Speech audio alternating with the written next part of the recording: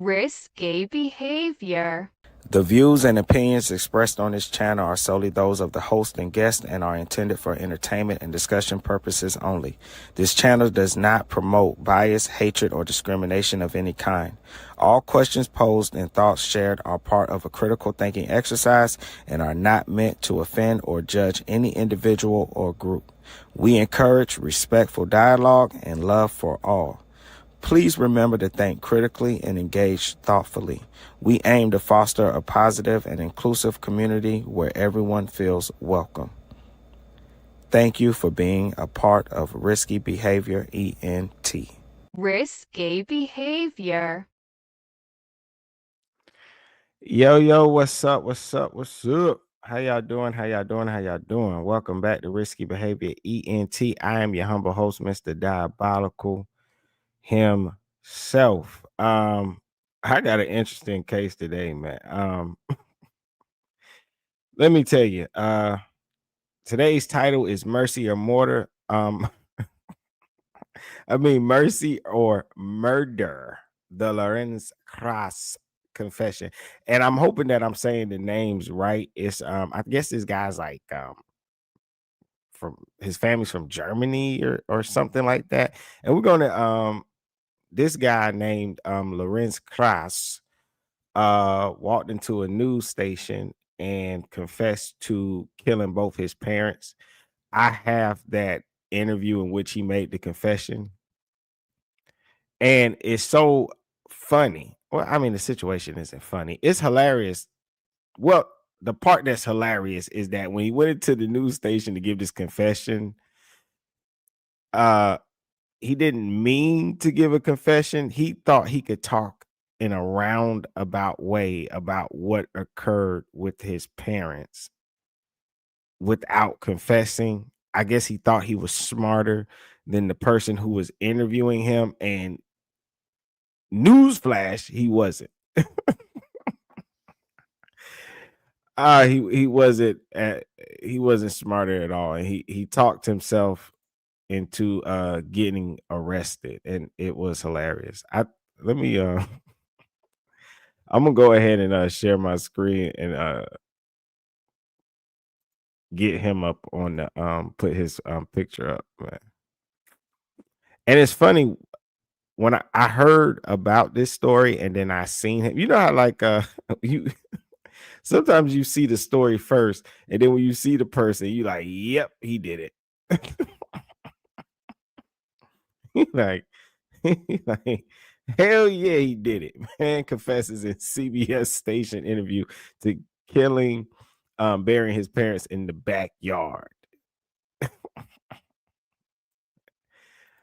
Where is he at? That's him.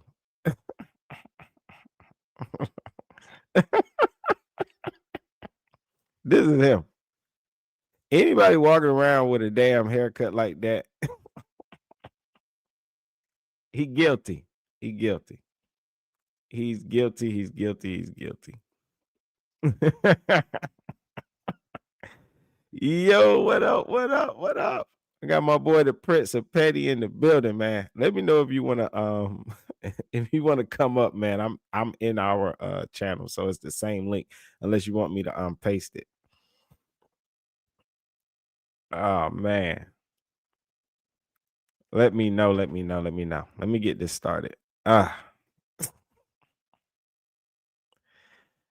the person you see on the screen, that's Lorenz Kraus, the fool that thought he could go do an interview about killing his parents, but somehow thought he was smarter than the person interviewing him and talked himself into getting arrested and ended up confessing. Okay. Anyway, today's title is Mercy or Murder, the Lorenz Kraus confession. So I want to say welcome back to Risky Behavior ENT. This is where we dissect the darkest corners of human behavior and the stories that make headlines and haunt us. Today's episode is not just a true crime case, it's a confession caught on camera. A man walks into a news station, sits down for an interview, and admits to killing his parents. No lawyer, no hesitation, just a chilling rationale. He calls mercy. Yes. So Lorenz Kraus kills his parents, but he called it mercy. They were older, they were sick, they weren't feeling good. He says his mama and his papa wanted this. Okay. Now, this is the story of Lorenz Kraus, and trust me, you're going to want to hear every minute of it. So, in September of 2025, Albany police executed a search warrant at 6 Crestwood Court. The reason was Social Security payments were still being issued to Franz and Teresa Kraus. The elderly couple had not been seen in years. And you know what's crazy about that? You got people that be going missing, and nobody be looking for them unless some money involved. And that teaches us that if you go missing and you hope that people come looking for you and want to find you, you better have some money in your pocket or have some type of money associated with you, or they ain't gonna come find you. That's the only reason they come looking for them, is because of this the Social Security. And that, to me, that's fucked up. Oh man, let's go into this article. They got a video connect.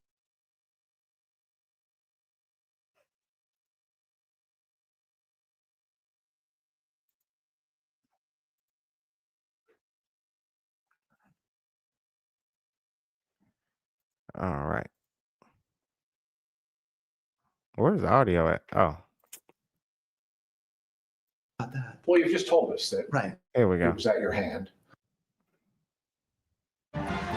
Police arrested 53-year-old Lorenz Kraus in upstate New York after he confessed to killing his parents and then burying them in the backyard of their home 8 years ago. Officials say they were investigating why the couple were receiving Social Security payments despite not being seen for years. Now, Kraus sat down with Craig Floyd from our affiliate at CBS 6 Albany, where he made the stunning confession that That's him outside the news station. As soon as he walked out, they said, "All right, buddy, time to go in handcuffs." exclusive interview took place last Thursday, just one day after police discovered the bodies of Franz and Teresa Kraus. Take a listen. Did one parent, did your mom or your dad more so than the other, ask you to take their lives? They didn't explicitly say that, but they made it clear that they were going downhill. When it actually happened, when your parents died, did they know it was happening to them? Oh, yeah. And they knew it was at your hand? Well, yes, no one else's. Right. So they realized what you were doing to them as it happened.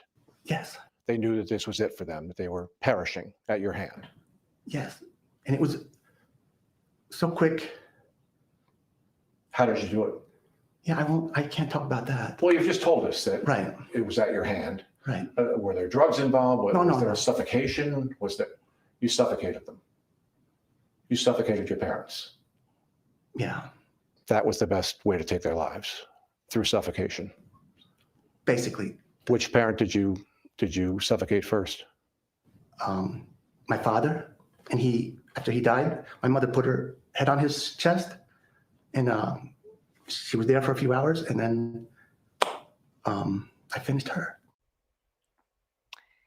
Now, Kraus was arrested in the station parking lot shortly after that interview. The Sun then gave a second interview from jail, implying that the alleged murders were mercy killings. Reporter Greg Floyd joined CBS Mornings Plus to break down their conversation from the jailhouse. Take a listen. Public defender shut down that second jailhouse interview. What struck me about the second interview, I understood his, he was a little lost and unsure of what to say in the first interview at times because it was so new.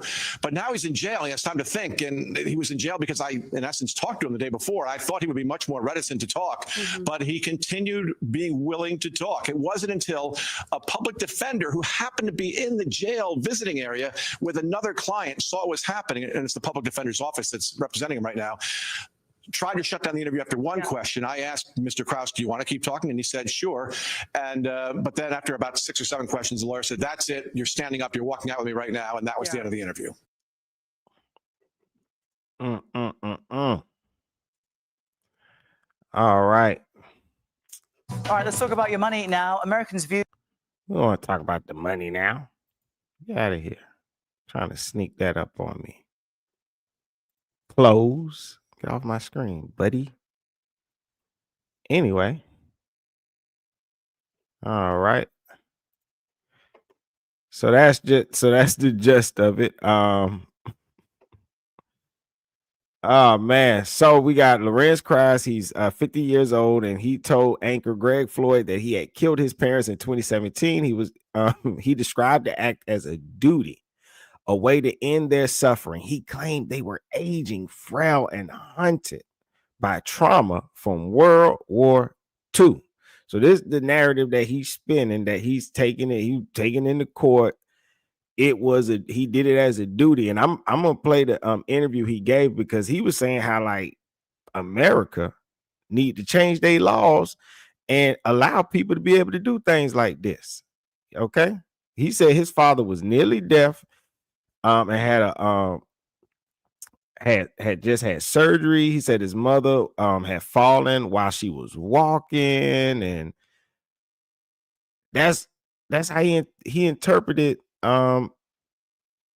what they was going through as. And he was saying like his mom was sending him notes and stuff about how she felt and getting older and sick, and after this fall, and he interpreted that as they was ready to go, and it is his duty as their son to carry out this act.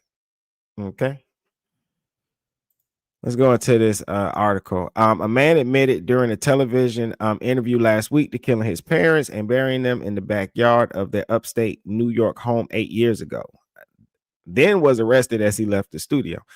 The stunning on-camera confession from Lorenz Kraus, age 53, came Thursday, a day after police say they recovered 2 bodies from the home in Albany as part of an investigation that found Kraus' parents, France and Teresa Kraus, were still receiving Social Security payments despite not having been seen or heard from in years. Lorenz Kraus contacted CBS affiliate WRGB TV and sat for a half-an-hour interview in which he described the deaths as mercy killings for aging parents who were becoming more frail. This is from him. They knew that this was it for them, that they were perishing at your hand. News anchor Greg Floyd asked Kraus. He said, yes, said Kraus, and it was so quick. Kraus was initially reluctant to directly say he had killed the couple, but made the admission after several minutes of questioning from Floyd. Floyd did a great job on his interview. I can't wait to y'all hear it. Kraus said his parents didn't ask to be killed, but they knew they were going downhill. Oh my goodness, that's so sad. Imagine being a parent, you getting older and sick, right? You expect your kids to take care of you, and this fool says, nah, you going downhill, buddy. This it for you. You got to go. Paste it. It says, oh, what's up, Prince? You say it says you're backstage, but it ended at like 4 hours. Hold on. Let me. I got you. Hold on.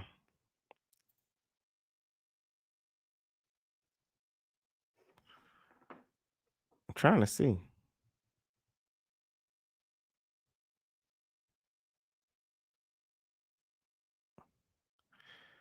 Oh man, I might have to take a picture and send it to you in the back channel. That's not I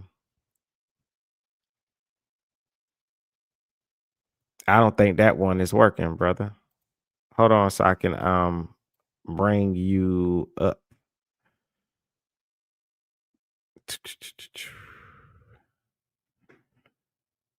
Boom, boom, boom.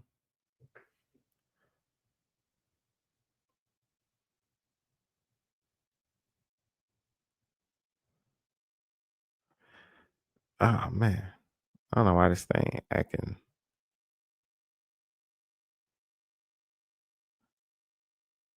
All right. Hey, go check your hey Prince, check your messages. I'm sending it. I'm sending it to you now.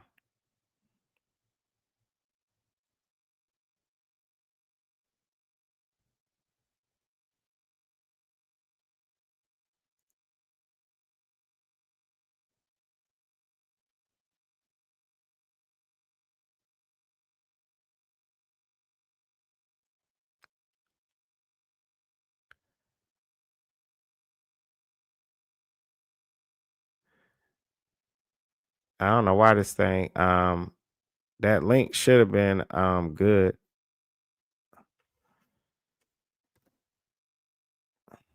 Yeah.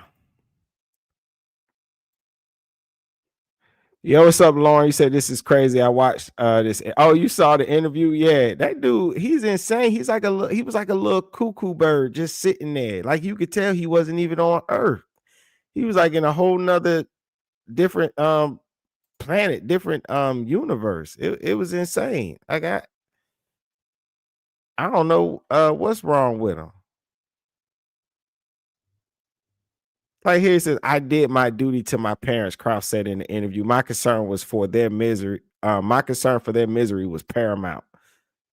Look at him. You can tell he ain't all that.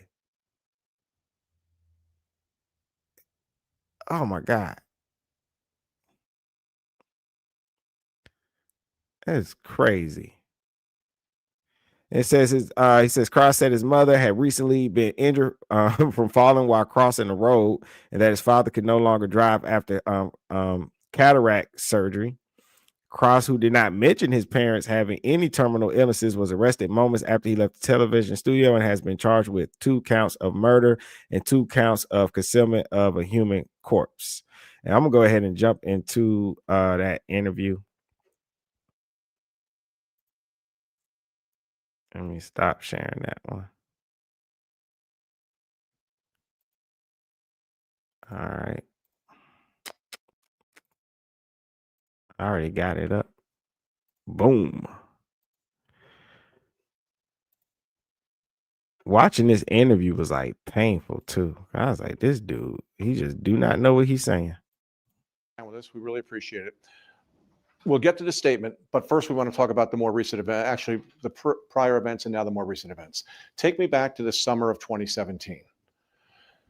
What happened to your parents?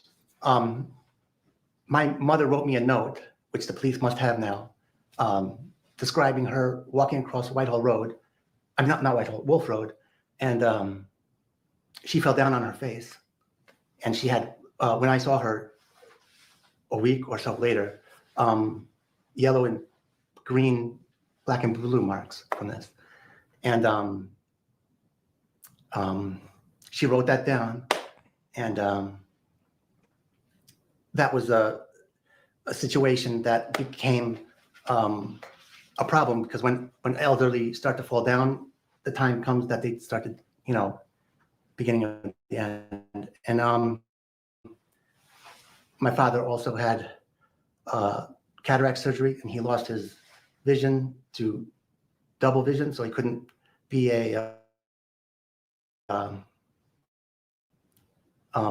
couldn't drive. So they were losing their independence and so forth. And my mother had a brother who had Alzheimer's, and my father had a sister who had Alzheimer's. They were both in nursing homes.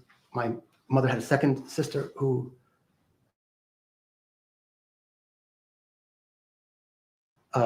also had Alzheimer's. And they put you in a bed, they put catheters into you. So this is in the back of my mind. So you didn't want to see them deteriorate and go through that, did you? And the police know about my sister, and having to see my sister die from cancer. I was 16, she was 14. Go through 9 months or so of, the agony of cancer patients. Mm-hmm. So did you kill your parents as a mercy killing to put them out of their misery?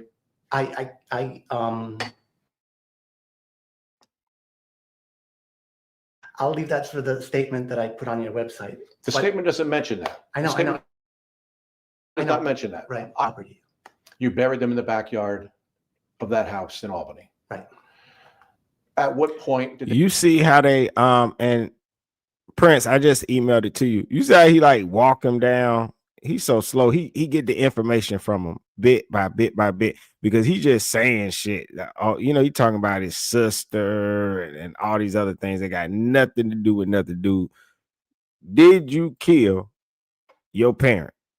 That's all we want to know. I'll leave that for the statement that I put on your website. The statement doesn't mention that. I know, The statement I know, does I not know. mention that. Right. I want to hear from you. Yeah. What did you do to your parents? I buried them in their property. You buried them in the backyard of that house in Albany. Right. At what point did they become deceased? I need to see a calendar to sometime August 2017. And did they die at your hand? That's the question. Right. I'll have to leave it for that statement. But that's not in the statement. And I think Right. it's important for people to know what happened to your parents. Right. They were your parents. You loved them. They were deteriorating. What did you do? I will. Don't tell me you're going to leave it to the statement because it's Well, not in the statement. I know. What did you do to your parents? My goal is for the American people to recognize that there's 40 million boomers. They're all going to go through the same kind of problems. It affects all of us, and we need to widen up the law so that people can deal with these kind of problems in a humane way, in a whatever way that people can deal with. Yo, what up? What up? I got my guy Marcus Banks in the building, man. What's up, brother? How you doing? How you been? How you been? Right now, we're listening to the words of a psychopath. Somehow, this has to do with the boomers. Somehow, the American people, we have to do something about why he killed his parents. What's up, Prince? Man, what's up, bro? What's up, man? I mean, you say words of a psychopath. I think psychopath could be kind of debatable, bro. Don't you think? I think the dude is just kind of stupid.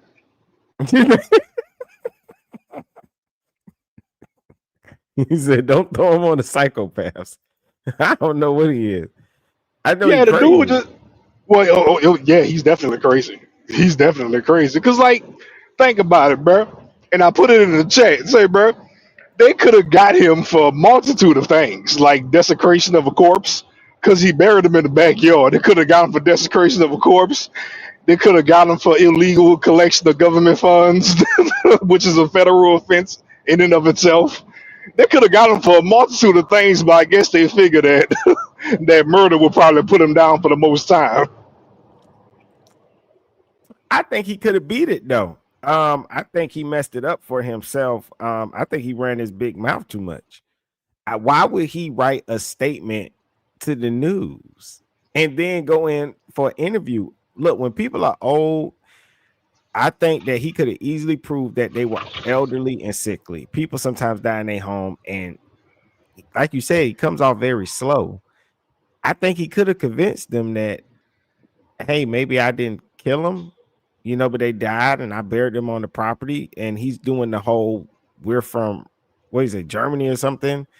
He could have did that whole, I think he could have got him on his side. Like, hey, this is how we do it back in our home. I feel like it was my right to bury them the way I saw fit. I don't know why I would need to go through y'all to bury my parents. He could have did it that way. Absolutely. Absolutely. I agree 100%. That's why they say don't talk without a lawyer. That's why I say him being a psychopath, that's pretty questionable. I think he's just stupid. He could have beat I that agree with very easily. Yeah, he could have beat that very easily. Nah, I agree with you. Yeah, maybe he is just dumb. He's weird. He's definitely weird. Don't he look like the Gallagher dude that used to do the jokes with the mallet and crushing the fruit? Oh, it do. It do look just like him. I was like, he scares me, but that must be why I say he scares me the way he looks, but somehow I feel like I know him. And that's why. So that's why he can't bring me up on stage, bro. I find a joke in anything. That's why he can't bring me up. This whole damn thing crazy to me. I was listening to his interview and I was just like, what the fuck is coming out his mouth? He took us all That's why around they the world say to get to the fact that he killed his parents. He talking about his sister died of cancer. He talking about World War II. Like, and where does the World War II fit into all this? Like was he about to pertain to a comic book or something? Like where does World War II fit into this? I think he's like just one of them extreme conspiracy theorists. And he's trying to tie what happened, how he thinks, and what he did to that. I mean, the only way I could see him tying World War II into that is if his father probably fought in World War II, and maybe his father was forced into that nuclear testing, because I know they was doing that during World War II, and a lot of men was forced into that and got cancer and things of that nature, and they was a lot of men got cancer and they suffered for a real long time and um ended up having all kinds of different different diseases and different how you say it, different types of organ failures and stuff like that later on in life. So I mean, if he was trying to allocate that with World War II with his father, I can see that. I mean, depending on how old his father was, of course, I can see that. But if he's just bringing it up willy nilly, because like I said, I think Buddy just kind of stupid. But if he was trying to reference that, I can see that. But he needed an attorney bad to talk for him. Bad. Yeah, or he just wanted the money, man. Or he just wanted the money. What money? I mean, what lawsuit he about to file? No, I'm saying, or he wanted the money, the social security. Oh, that Social Security.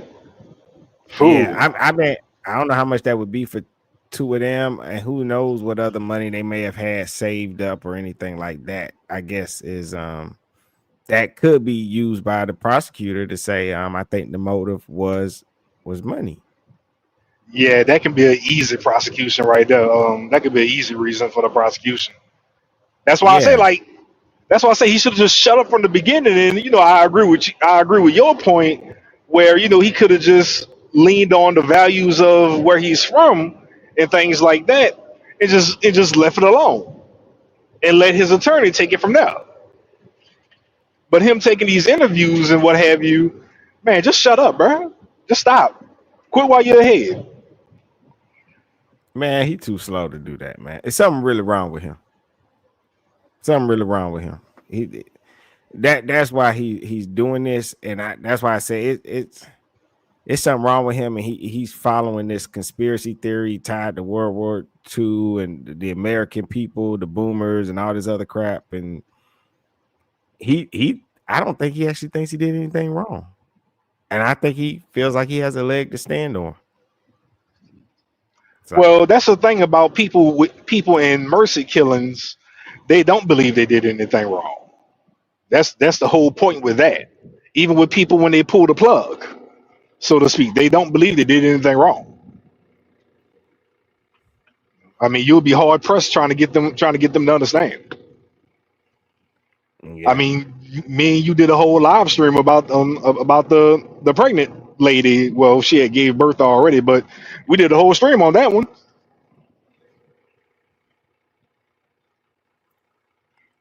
Oh yeah, that they kept her alive. Yeah. Yeah. All right. Let's get back to Mr. Socially Awkward. And I did my duty to my parents. So you ended their lives. I won't. You're saying that without actually saying that word. I want to hear you say that word. You ended their lives. I have to give them mercy. You're saying. I have to plead my Fifth Amendment rights until I can disclose it with my statement there. Did you have any concern that whatever you did was wrong? I would never have done such a thing if I ever did it, knowing it's wrong. So you believe what you did was right. You believe taking your parents' lives was the right thing to do for their sake. If I did it, absolutely that. But you did do it. You're saying to us that you did it. There's a statement there that we'll deal with more later, if you want to know. Lawrence, I appreciate that, and we'll talk about your statement, but show me where in this statement it says that you killed your parents. It doesn't. It doesn't talk Right. about the fate of your parents here. You Right. keep talking about the statement answering my question, but the statement does not answer my question. It's the question people want to know. And I think they need to hear it from you. Yes, there's So- time for that. And I think now's the time. Did you kill your parents to put them out of their misery? My concern for their misery was paramount. Mhm.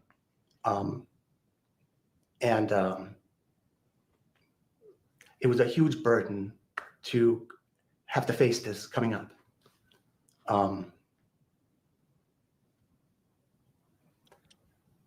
You know, this is a horrible situation. Sure. So you alleviated that burden.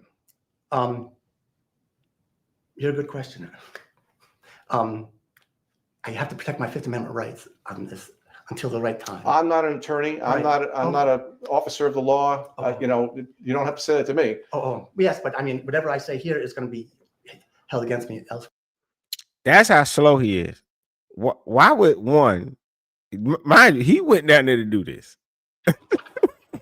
He even acknowledged it. He even acknowledged it. I assure you, the police did not take him down there and make him do that. That is not a police officer talking to him. And he already wrote a statement or something, sent it to the news. He's doing this on his own and then saying, I got to protect my Fifth Amendment. So why did you go down there? Why are you there? Why are you there, sir? I think he gets joy out of this. He wants to play the game. This gives him pleasure to come down there and kind of tease, like maybe I did it, maybe I didn't do it, but maybe I did it. Yeah. But if I did do it, I didn't do it. But if I didn't do it, then I did do it. I didn't do it if it wasn't right. He playing games, man. And you know what? You know what, bro? I take back what I said, bro. Marcus said just plain stupid. But look, Marcus, Schmelly, I take back what I said. But it might be a psycho. He might be a psychopath. That is psychopath behavior right there. He admitted that he shouldn't be there, but yet you're there. You're enjoying the attention. That is psychopath behavior. I'm telling you, man, he likes the attention. He wants to share his message about the World War II, the boomers, the government, what they're doing. In a way, he paints it as if, in a way, it's the government's fault that he had to do what he had to do because of the laws and the systems that they have in place. It's their fault. And I think this is a way that he gets to get his message out. Okay, Mr. Marcus said more like sociopathic behavior. Okay. I can see that, yeah. He's something. Yeah. He's definitely something path. He's something path. He on the list. Something wrong with this dude, man. Of course, but you probably answer to a higher authority anyway in the long run. So I think you can tell us what happened. Did you kill your parents together at the same time in the same place? What method did you use? All that kind of stuff I would answer later with that deal with the American people. But I'm not going to speak about such things like that. But you have a chance to tell the American people right now. I want their feedback on my statement. Then I can believe that I can tell the truth uninhibited. You don't think you're going to get better feedback if you're honest with them? And tell us what happened? I put things in the right order that have to be in the right order. But it's very important that insofar as exculpatory material, the police have that statement from my mother regarding what happened to her, crossing the street at Wolf Road, falling down, Right. And she also had a problem with, she mentioned she was getting lines in her eyes for some reason. And there was I don't know what that would be. That was the prelude that helped set things in motion. You're saying That was the that started your parents' downhill trend health-wise. Nah, ZZ, this the dude that buried he killed his parents and buried them in the backyard back in what 2017, and they just discovered it this year, 2025, because they're somebody was still using their social security checks, their money and stuff. So they investigated him, and this guy went into a news station to talk about it and ended up confessing and getting himself arrested for murder. yes, but also the letter from her to me said, do something, or this you need to know this, in a way that was, Your parents asked you to kill them or to take their lives in a merciful fashion? I think they want me to take responsibility for things. They asked you to take their lives, to do what they couldn't do? Implicitly, but not explicitly.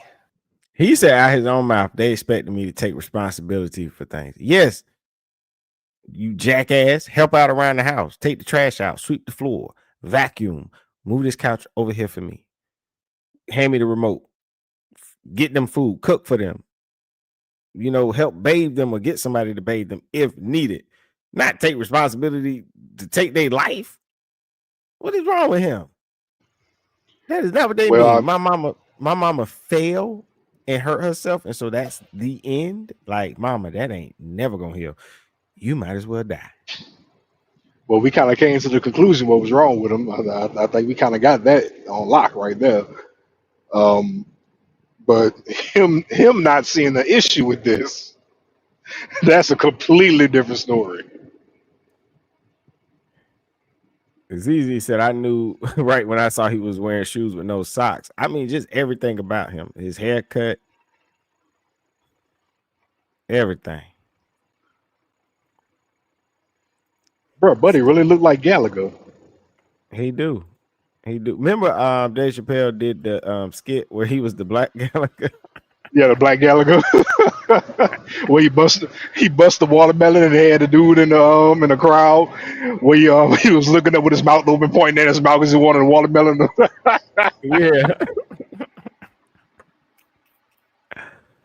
Oh man, this is crazy. So you were just granting their wishes? My mother, after my sister died, my mother would give me these do not resuscitate things every few months. And she wanted to die, given her grief for my sister, her daughter. And you love your parents and you wanted to honor their wishes.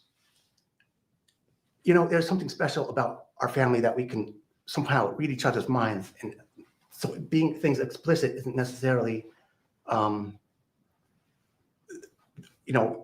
could complete my grandmother's sentences for her and she would say, well, so, I mean, the context of all this became to bear on me. Did your mom or your dad more so than the other ask you to take their lives? They didn't explicitly say that, but they made it clear that they were going downhill. When it actually happened, when your parents died, did they know it was happening to them? Oh, yeah. And they knew it was at your hand? Well, yes, no one else's. Right. So they realized what you were doing to them as it happened. Yes. They knew that this was it for them, that they were perishing at your hand. Yes. And it was so quick. How did you do it? Yeah, I can't talk about that. Well, you've just told us that Right. it was at your hand. Right. Were there drugs involved? Was No. there a suffocation? You suffocated them? You suffocated your parents? Yeah. That was the best way to take their lives, through suffocation. Basically. Which parent did you suffocate first? My father, and after he died, my mother put her head on his chest, and she was there for a few hours, and then I finished her. And then what did you do?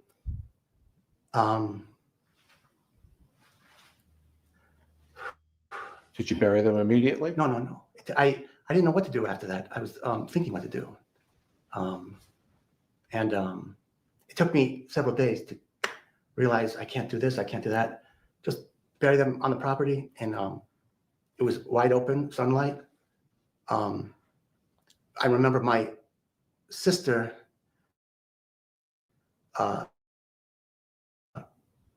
she received either a gift of a lamb or a lamb was given, but that lamb showed up, and I put it on my mother's grave, and the police must have that now too. You call it a grave? You bury them in the backyard? You see it as a grave?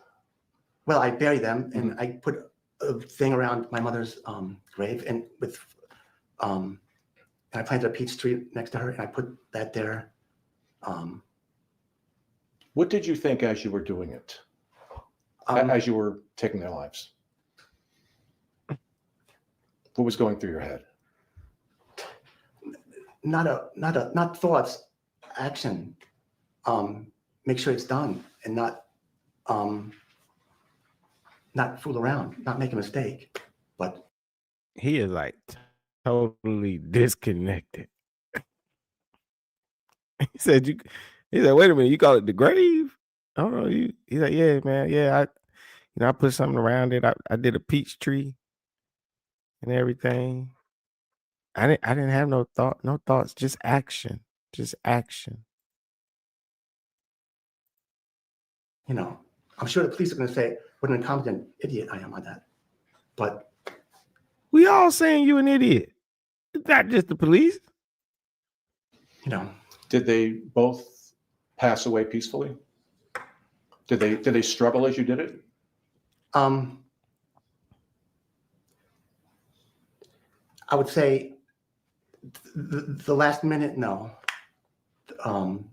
But they're I think my father died very quickly, like surprisingly quickly. That shocked me.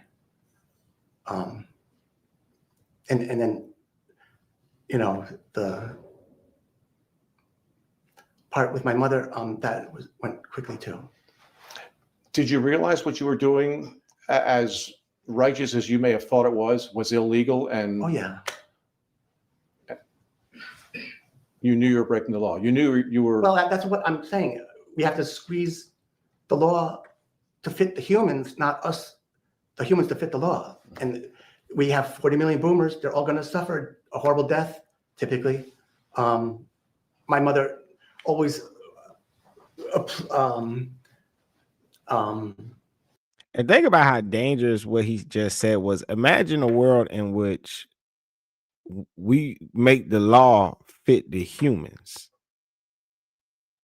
So we'll just adjust the law to whatever it is that you want to do. We're going to fit the law. Well, then there wouldn't be no such thing as law, correct?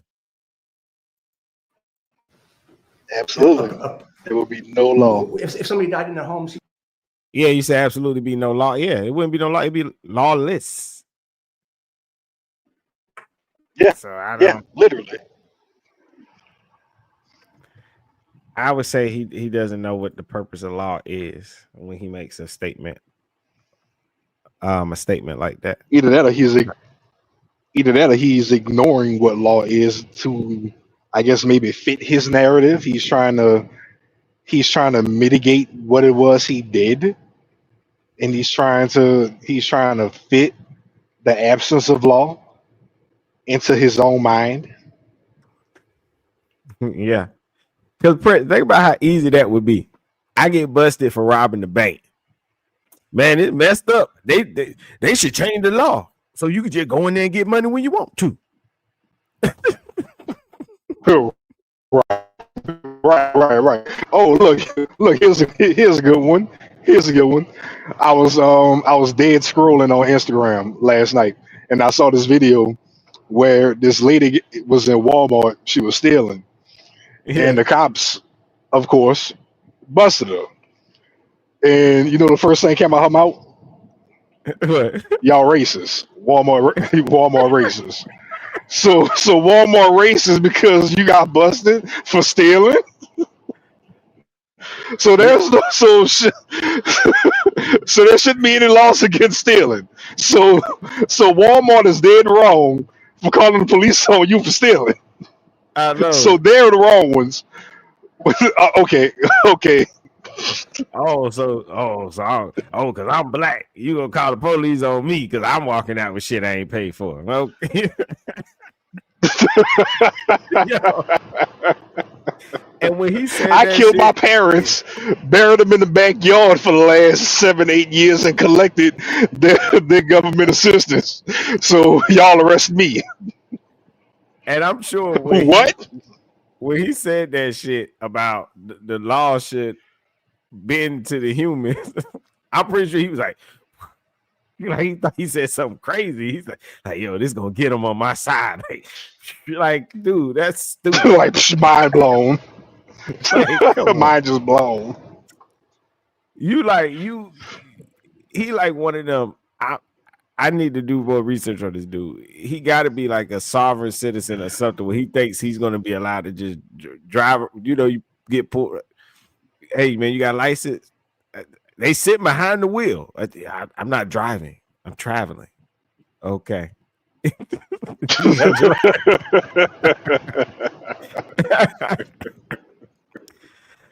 Oh my God. You're traveling, but yet you're still behind the steering wheel, but you're not okay. Driving is the means of traveling that you're doing. You could travel by driving, travel by bus, plane, train.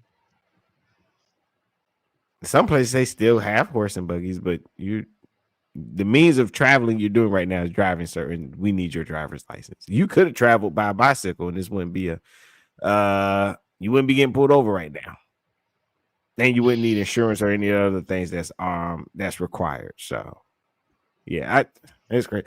I gotta do one of I've been seeing people doing reactions to those lately. I said I gotta do one of those because I love laughing at those damn videos. It's like, how much money do they have to spare for driver's side windows? Because they always getting broke. Always getting broke. Always. To say Always. bid to the society. Oh my God. You know, like the ones I love? Which one? I love the ones who say that the law states that I don't have to roll my window all the way down, which is true. But the ones who don't roll their window all the way down, but never hand their license over, they just stick their license on the window and say the law says I don't have to hand you my license, I just have to present it, and they get their window broke. Oh. People just, why make it harder than what it got to be?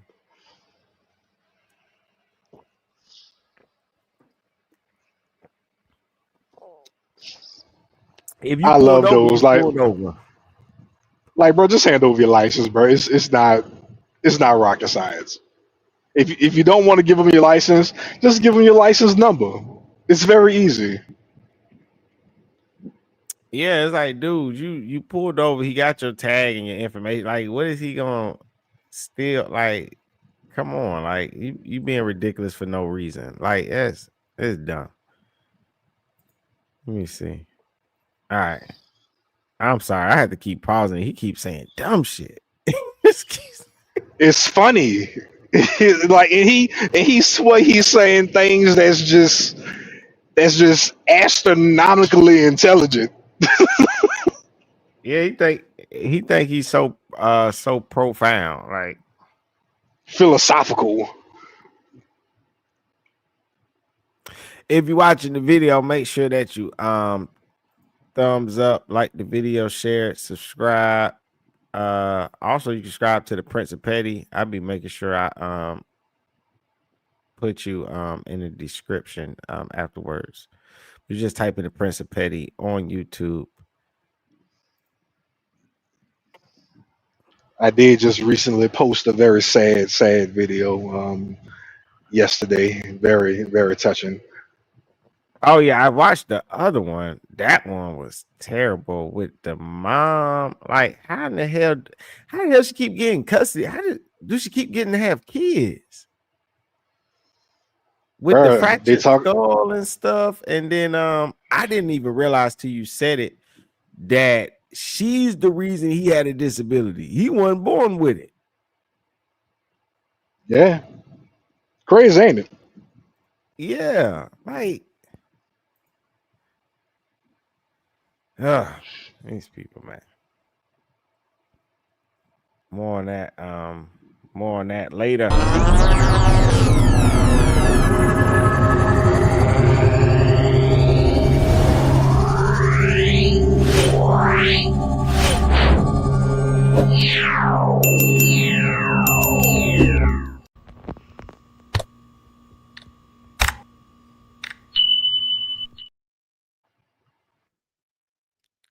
Oh man, I gotta play my favorite clip too. Fuck you. Fuck you too. You acting like you ain't black. I'll never be one of you motherfucking. Bruh, that never gets old. That is like one of the funniest clips. It don't, man. It don't get old. This is my other favorite one too.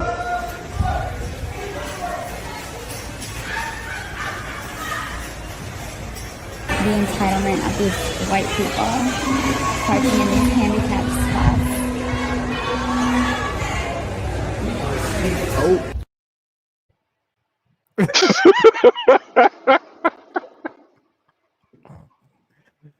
Oh man, let me get back on this thing, man.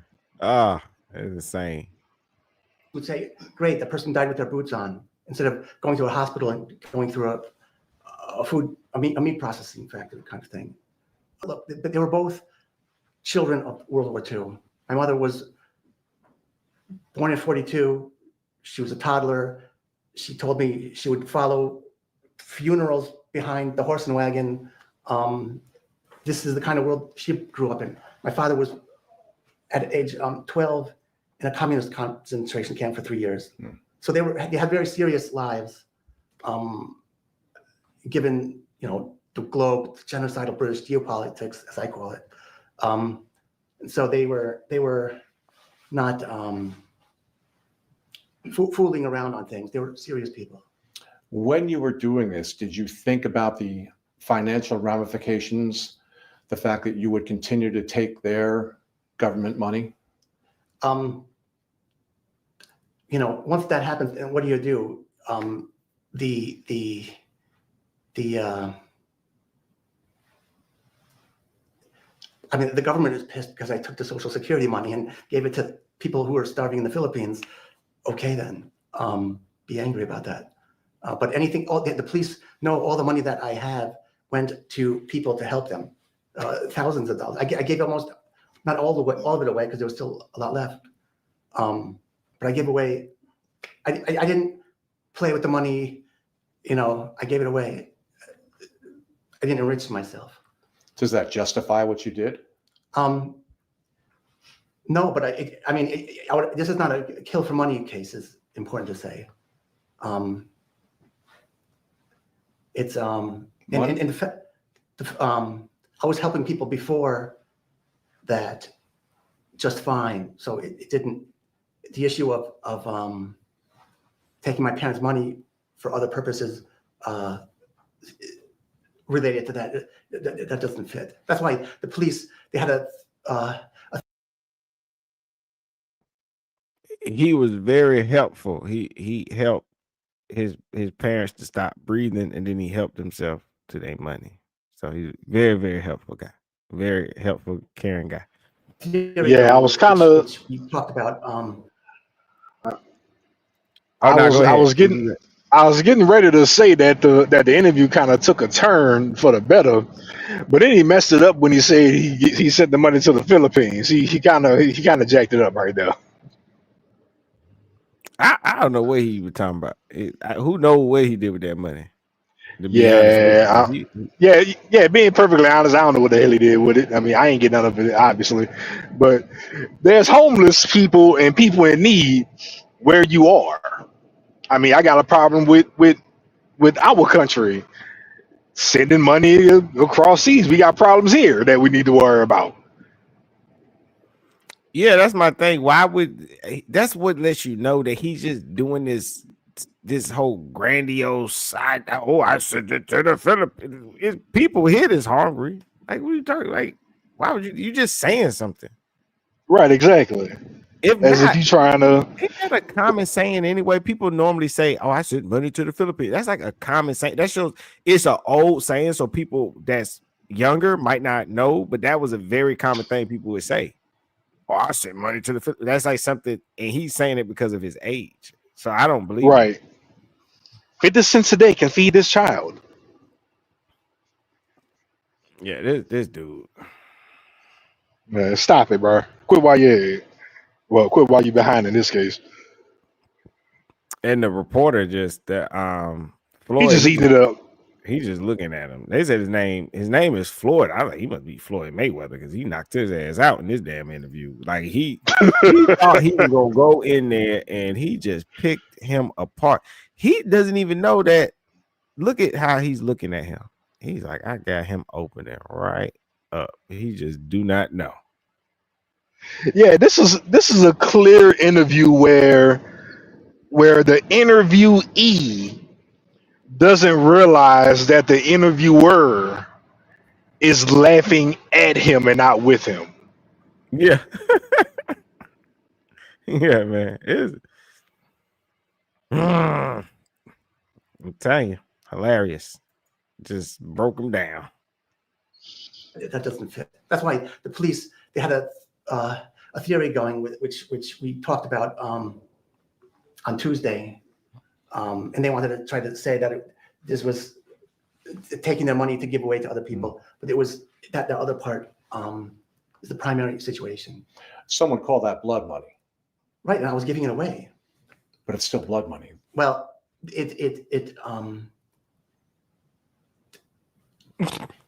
if you money, but if you what was I supposed to do with this money? Again, I couldn't tell anyone. The government needs to have an office where you can say this is something that happened, and here's how it happens, and this is. They need to have They need to.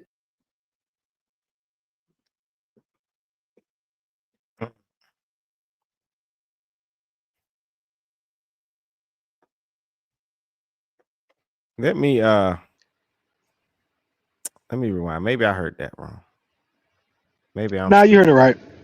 Nah, you heard it right. Let me. If you what was I supposed to do with this money? He said. Right, and I was giving it away on Tuesday, and they wanted to try to say that this was taking their money to give away to other people, but it was that the other part is the primary situation. Someone called that blood money. Right, and I was giving it away. But it's still blood money. Well, if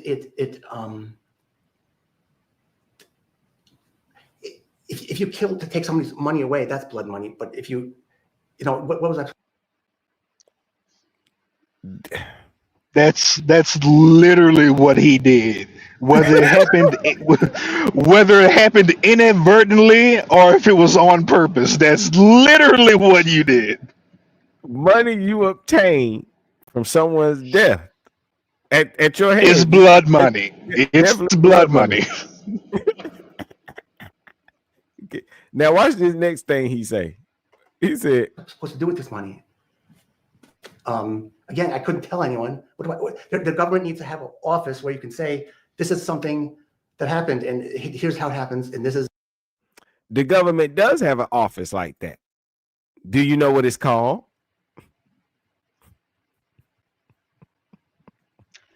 Go ahead, tell him.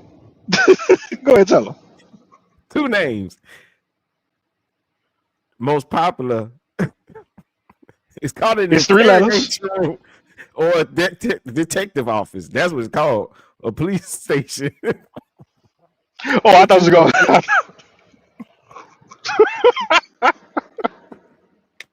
That's what you going to tell. Which one you was going to say? Oh, I was going to say the IRS. That's another one. You reported they're gone and then they passed away. Exactly, and tell them to cut the check off because they was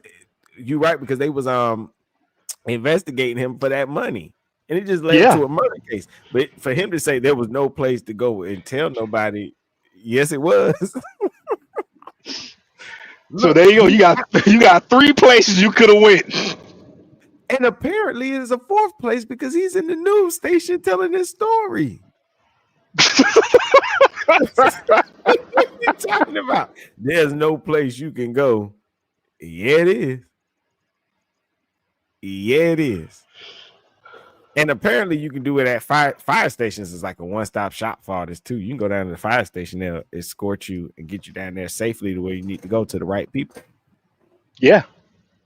Yeah. So I don't know why he's lying, talking about there's no place you can. No, there is. You just don't want to go to those places and say that you did that. Or even a hospital. They would have brought you back to your home with an ambulance to get the body. Yep. I think Man, what it he seemed meant like Buddy had a multitude of places he could have went to report this. I think what he means to say that there is no place he could go to and tell this without consequence. Yes. And that's to everything in life. I was just explaining this to somebody the other day. They was like, oh, people can't handle the truth. And I said, I hate when people say that. When people say you can't handle the truth, what they mean to say is you can't handle the consequences. Exactly. People want to be able to say what they people want to reveal horrible truths to you without consequence. And the minute the consequence comes, it goes, oh, you can't handle the truth. No, I can handle the fact that you're confessing to me that you cheated on me. But the response to that is get out. Who's right? The response is still we're breaking up. That's just the response to your truth. You need to be able to handle consequence. Because I'm handling the truth. There it is. Is it whoop? There it is. Yep. So it seems as if, judging by between me and you in these 6 different places we just came with off the top of our dome that he could have went to report this, he was just afraid of the consequences of his actions. Exactly, he was. Let me see. Is Marcus still there? I don't know. I'm trying to see if he do the thing. I meant to come, but I'm glad I caught you. I was gonna come on here earlier. Like in the morning crowd is really where the news be like. Everybody be talking about news stuff. So I usually try to get in there during that time. I can tell you now, if you come on tomorrow, if you come on again tomorrow, she's gonna be popping. Or tonight. Oh yeah. I wanna come in tomorrow, probably like come in early. This is just another busy weekend for me. And then like last week with the internet and stuff acting stupid. That's what I was doing all them pre-records. But it was acting so stupid, even the pre-records sometimes was like freezing up. So I was like, oh man, that shit pissing me off. All right, let's get to the rest of this. I gotta stop crazy and laugh at this dude. Here we go. They need to deal with these kind of problems in an open way. Everything in this country is hidden away, and this is a societal crisis. Again, 40 million people in a hidden way, like you hid the bodies in the backyard. That's what you mean. People are going to deal with this, and maybe a multiple of that, given their friends and family. So I mean, it's a reality of human experience, and I just wanted to say, in 2020, there was this YouTube channel called Tribe of the Fox, and they did a video called The Mannerbunde. And they explained how in the ancient times, they had men who would do this for the elderly so they wouldn't have to suffer. And of course, the ancient Greeks always believed in dying on the battlefield rather than dying, in a bag of bones, like a bag of bones. So, I mean, culturally, America is totally different. They didn't die on a battlefield, though. It sounds like they died in their beds with a pillow over their faces. No, but you could put it that way. I mean, it wasn't a battlefield. What do you mean you can put it right? It's not. I mean, the preference of. I mean, that was a terrible people of the ancient Greeks was to die on the battlefield. You said which one was a terrible analogy? his parents dying, well, using the Romans as dying on the battlefield, and the interviewer coming back saying that his parents didn't die on the battlefield, they died with pillows on their faces. Him using the Romans dying on the battlefield, that was a terrible analogy because his parents were up in age. So it's not like his parents were still, up and about, still working, or, they died in a car accident or something like that. So it's not like they were just regular citizens just out and about. You know what I'm saying? It's like that was a terrible analogy for him to use. Oh yeah, absolutely terrible. Now I can understand if he said, because I get what he was trying to go with it is people don't want to die, suffering, make it quick, make it painless. I get that. But that I get that part. Yeah. That still don't coincide with a battlefield. No, absolutely not. No. Yeah. So he's insane. Yeah, so like I could see the interviewer giving him pushback on that. So that's why I said something. That was a bad analogy. Yeah, that was terrible. He's trying to glorify their death in a sick way, is what he's doing. Yeah, very sick. That's why, to me, why he used that is to try to glorify their death, like what he did could amount to being in the battlefield, dying in your glory, dying for your country, dying because it symbolizes like purpose, dying with a purpose. Yeah, but see, that's why we sitting up here laughing at him right now, because everything that he's saying is like everything that comes out his mouth literally is being debunked. Everything.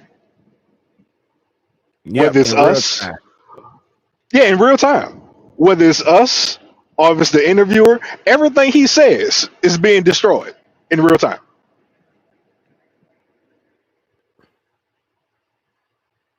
This is probably one of the worst interviews I've ever seen, if I'm being perfectly honest. It is. I couldn't believe it when I saw it. I was like, who does that? And I've never seen this, so this is me with zero preparation. I've never seen this. Oh, okay. Let me keep playing it, man. Because at the I have no preparation. At the end, you get the impression that he thinks he did a good job. So let me go ahead and keep playing it. I have that now. Confirm that you Oh yeah. you had nothing. Was it a pillow that you used? No. What did you use to suffocate them? From my father, my hand. From my mother, a rope. So you strangled her? What? Yeah, that would seem better. It was strangulation, not suffocation? Well, it's the same. No, denial of oxygen. Okay. But also blood circulation. So you cut off the oxygen to both of them. That was your method. Yeah. Okay. Now that this has come to light and the police started investigating, and do you have any regrets? I did the right thing for them based on the situation. I did my duty to them as a son, and that's everything fell into place. I don't know how it happened that it all fell into place, but it did. And so no, I don't have. It's a horrible situation to be in. One does one's duty and one is done. The issue of regrets, I can't say this. It's a regrettable experience, a regrettable situation. And of course, life is horrible. It has horrible moments in life. But that's that. I just want to make sure I have it correct, because I'm a journalist and facts are important. You used your hand, a single hand, to kill your father? Right. Putting it over his nose, and you choked him. Okay. Yeah. And you did the same with your mother, but with a rope. You choked her with a rope. No, just a rope. Right. I'm sorry, but I meant you choked her with a rope, though, instead of your hand. Right. Okay. Are you on any medications today? No. Well, no. Nothing? Nothing. Is your mind clear? And I'm just a little sleepy. Okay. But you have no mental disabilities that are affecting what you're saying here today? Correct. You're confident in what you said and clear of mind, as you say? Yeah, he crazy. He thinks that Like, dude, this you telling me? 'Cause I know how people feel about their mama. You choked your mama out with a rope. That's heartless. Who could do that? That's insane. What up, Richard? Richard said in Canada it's legal to off yourself humanely.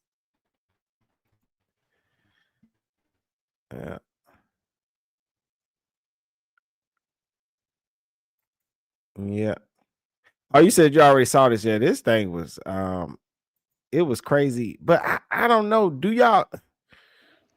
you feel like perhaps there could be a professional way? I think it would I have to think be a we lost professional. Schmelly.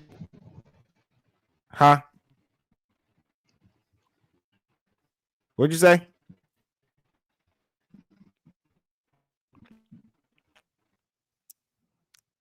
Oh, he must have went into the Matrix, man. He'll be back. But now I was thinking to myself, I wonder would there ever be a world that we could live in where people who were suffering, people maybe, have diseases and stuff like that, where there would be a professional service that you could go to that says, hey, look, I'm suffering. I'm in pain all the time. I do not want to live my life like this. I want to be put to sleep and don't be here. I don't know. I wonder would they ever offer something like that, and if people would agree to that. All right, there you go. Yeah, like Dr. Kevorkian. But I don't think they offer nothing like that in the United States where they'll put you to sleep if you're ready to go. I think they do actually. They do? I think Well, he so. I said could be wrong, hospice. but I believe they do. You gotta like sign like a million different documents or something like that. But I think America does. Well, yeah, of course, Richard. I should you right. Google it.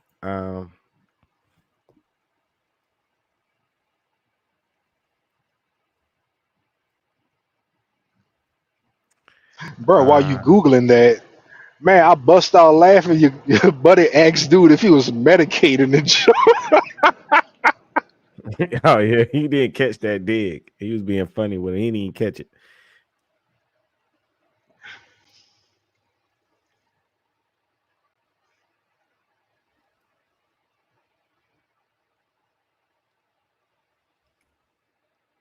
asked that man if he was mentally sound and everything. Like, bro, do you hear what you're saying? Oh, I guess they do have it. Okay, yeah. Yeah, I knew I wasn't tripping. But why he didn't do that then? That make it seem like why he didn't do that? They say in they got it Washington, Montana, District of Columbia, Colorado, Oregon, Maine, West Virginia, California, Vermont, Illinois, death with dignity laws.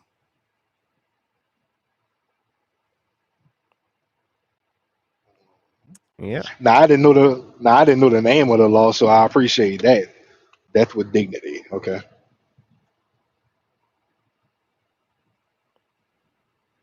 Yeah, but I guess you have to go to the proper channel. Like you said, it would be a lot of paperwork. It just can't, because you can't let people do that. People will be killing people all the time and then say, oh, they were sick. Sir, they had a cold. Yeah, but they wanted to go. No, sir. Yeah, I'm pretty sure it's some hefty documentation you got to go through with that. I'm more than positive. Yeah. And there's not any like there's not any crazy loopholes behind it. Like oh, they had the flu, but they wanted to go. Sir, they had the flu, but they wanted to go. Like, I'm pretty sure you just can't sign any documents because they had a UTI and they just wanted to go. Like, Exactly. I'm glad I found that out. That just popped up in my head, and then immediately I got the information that they are having thing. It might not be a countrywide thing that's happening, but it looks like we're on our way to that, where people will have a safe place where they can go. And that would be a true mercy killing, but Yes, done the proper way. Not legally. what he did. He choked his dad out in the bed.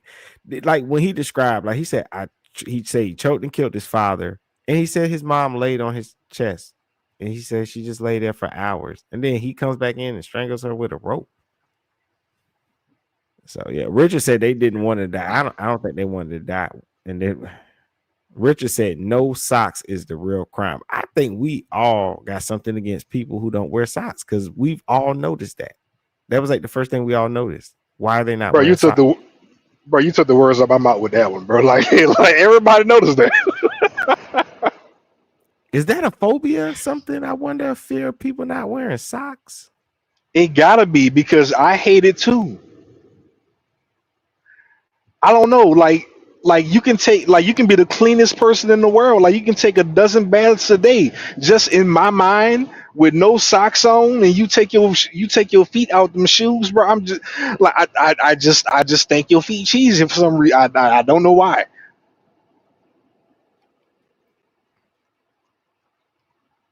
Yeah, I just think it's nasty. Let me see.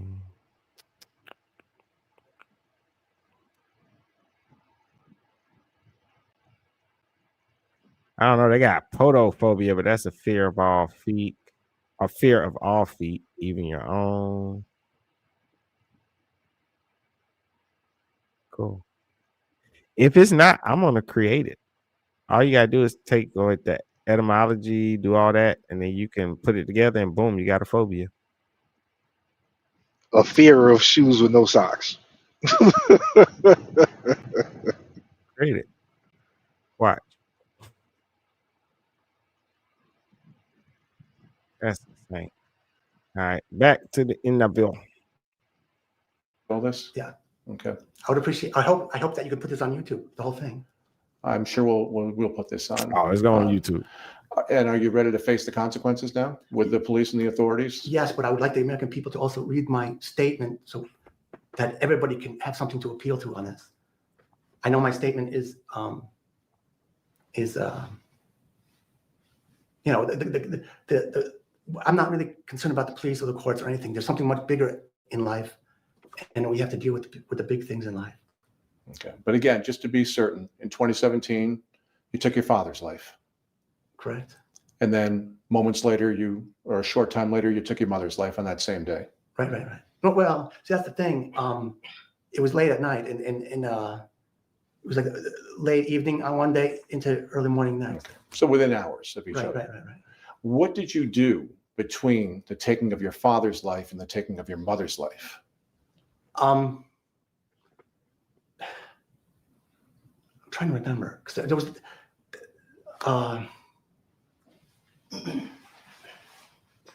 yeah, I don't remember. Did you sit with your mother? Were the three of you together in one Well, room? before they died, my father was here, my mother was here, and I told them what happened to me and my sister after she died. And my sister died in the house too, because when she died from the cancer. But she died in May of 1988, and then in that fall was I was doing my 11th grade now then, and there was I had to do a paper in a big test, so I did an overnighter to do that test, and then tried to do a second overnighter to finish that paper or something, and I crawled into bed at like 2:45 in the morning, and sometime then after I popped out of my body, and I started floating up to the ceiling. I saw the nooks and crannies, and I acknowledged that the nooks and crannies of the ceiling, and then the whole world disappeared. And I was in this big black void, and things was rushing by, and then I saw my sister in a doorway in profile. Anyhow, after that, it was like a near-death experience kind of thing. Mhm. And so I told my parents about that experience. Yeah, this guy's And I told nuts.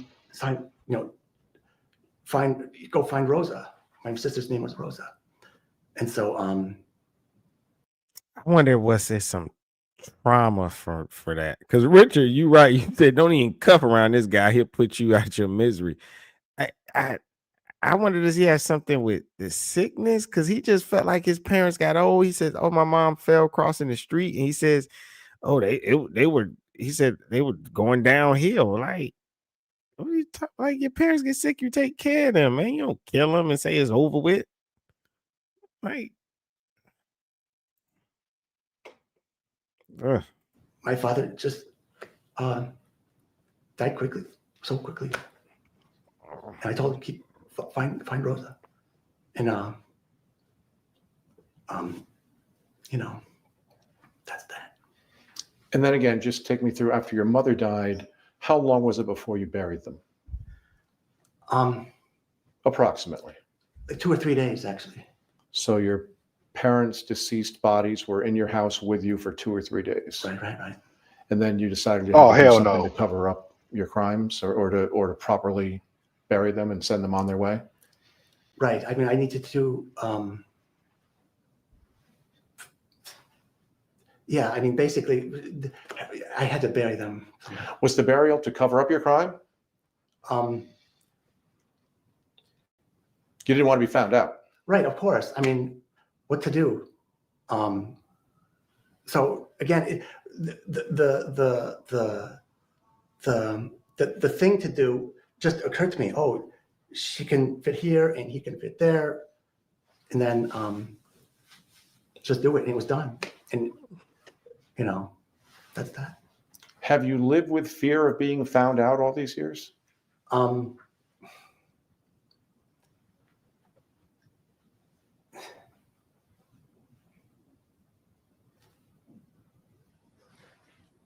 I struggle to do other things with my life to try to make something great out of it, because if that's what I know, that they would not want me to rot away to death in prison over this. And I have a duty to everyone to make the best out of my life, and in the end, do what's best for the people of Germany. Really, I call it being a Vogue saver. It took me years to understand all this, but I learned a lot in the last 8 years that I never knew before, and I learned, self-educated in so many ways. So I did not. The issue of being caught is. I was able to buy time to solve huge problems. And that's worth it in many ways. To the American people, to me, and to them, to their legacy, to their, Do you think people are going to accept this rationale They probably won't. and feel for you? What they need to feel is for their own parents. They're going to face the same problems, and they're going to have to find solutions ahead of time, or else they're going to end up like me. That's the reality. Are you telling other people that when their parents start ailing, they should take their lives? They have a duty to their parents to bring them comfort at the end of life when they believe they need to. But again, just to be clear, you took both your parents' lives. Yes. And you realize that you're probably going to face the criminal consequences. Oh, of course. I mean, you're probably going to be arrested and Well, charged. And Yeah. I mean, I'm sure they're gonna. It's a process. You have to go through the process. How it will come out at the end, I don't know. But to influence that process, I would beg the American people to read that statement. all right, Lawrence, thank you for being with us. Oh, I appreciate it Okay. very much. Thank you. Shout out to Richard, man. I appreciate you, brother. I appreciate you. You good, guys? You good, Stone? Look at that look on his face. He think he did a good job. He like, I aced my test. I think I got a B. I at least got a B. Man, they need to come up with a new failing grade for that. He's not even deserving of an F. That was horrible. all this because I'm telling you, he enjoyed this and he just wanted the attention. It's crazy people starve for attention like this, but he just wanted the attention. It's reason why they have to double check people's stories, because they even have people that go into detective offices and lie and say that they murdered people when they didn't, just looking for attention.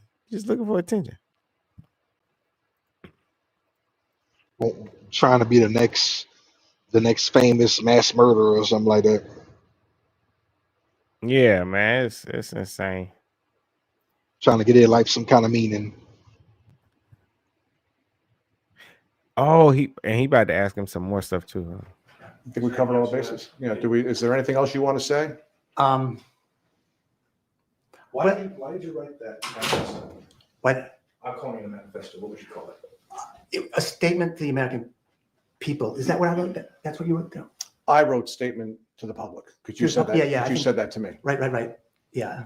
A statement to the public. What was the other option to call it? Manifesto. Not a manifesto.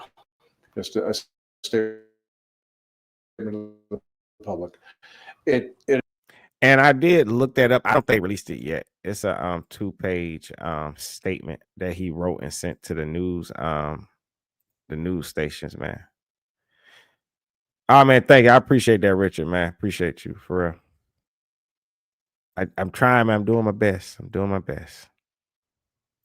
This is a bit rambling, a bit hard to follow. Right. That's why I say I need more conversations over this.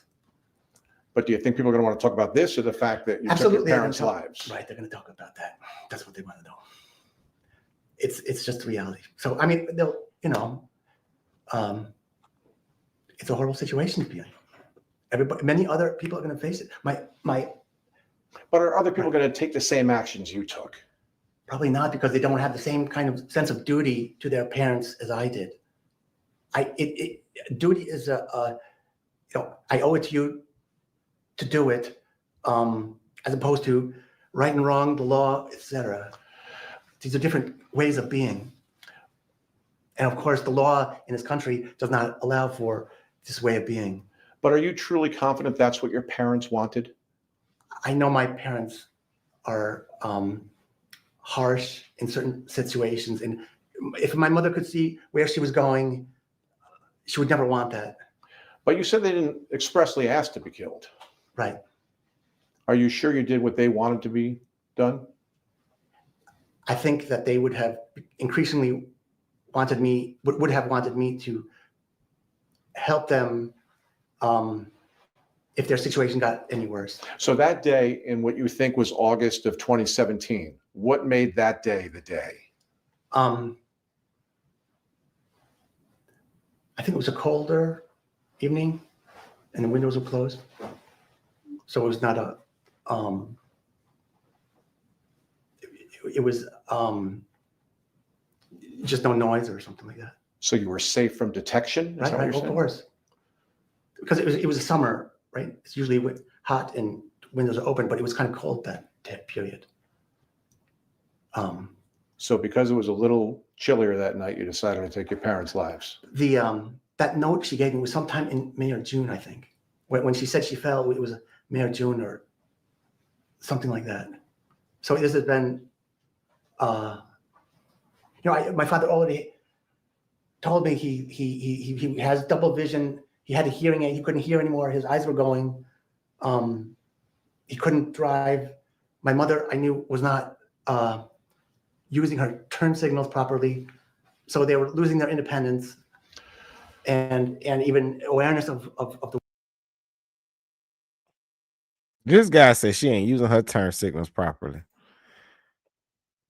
What do you say? I thought Diddy was getting sentenced to today, Richard. I don't know. I'm done. I thought he got sentenced yesterday. Yeah, I'm done. I'm done. Man, Diddy getting sentenced to time served. Y'all better y'all better start worrying about that. Yeah, it's like I don't know what to think about this case. I'm one of those people. I wait till something is done and final. That's why when people be like, Risky, you be late. I don't be late. be on time. I like to get the all the information. I like to get. Oh, you think he'll get like 18 months max? Yeah, I wonder would that be time served though, right? Exactly time served. 18 months. That's time served. Oh, Then he about to okay. then he getting out. Yeah, cause what I'm waiting for is I know once all this is over and done, I know it's somebody way more intelligent than me is going to actually put all this together and give us the real story. And that's what I'm waiting on. I can't wait to watch that. Yeah, that's gonna be a sight to behold right there. Yeah, I can't wait. I'm already waiting, and then especially I'm a YouTube person, so I know they're gonna put it on YouTube. I know I'm gonna have my. I like to. If I guarantee it's probably gonna be like 4 hours long, and I'm ready for it. I'll just drive around in circles in my car or something like that while I'm listening to it or something. Yeah. Yeah, public embarrassment, Richard. I think that's the biggest thing that hurt him is just the public embarrassment. Yeah, you can't get past rubbing another man's semen on your nip nips. You can't get past that. Yeah, that's crazy to me. Like, how? It's like to me, that's like a shadow, a dark cloud over his head for the rest of his life. It's like it's kind of like people who go to still interview with Shannon Sharp. Like, dude, we ain't gonna talk about what you heard. Like, I'm just not that type of person. Like, I gotta address the elephant in the room. Right. I mean, we can't do this interview and just tiptoe around certain things. I mean, it don't make sense to do the interview at that point. No, we were Richard put in the chat. He goes, chestnuts. Just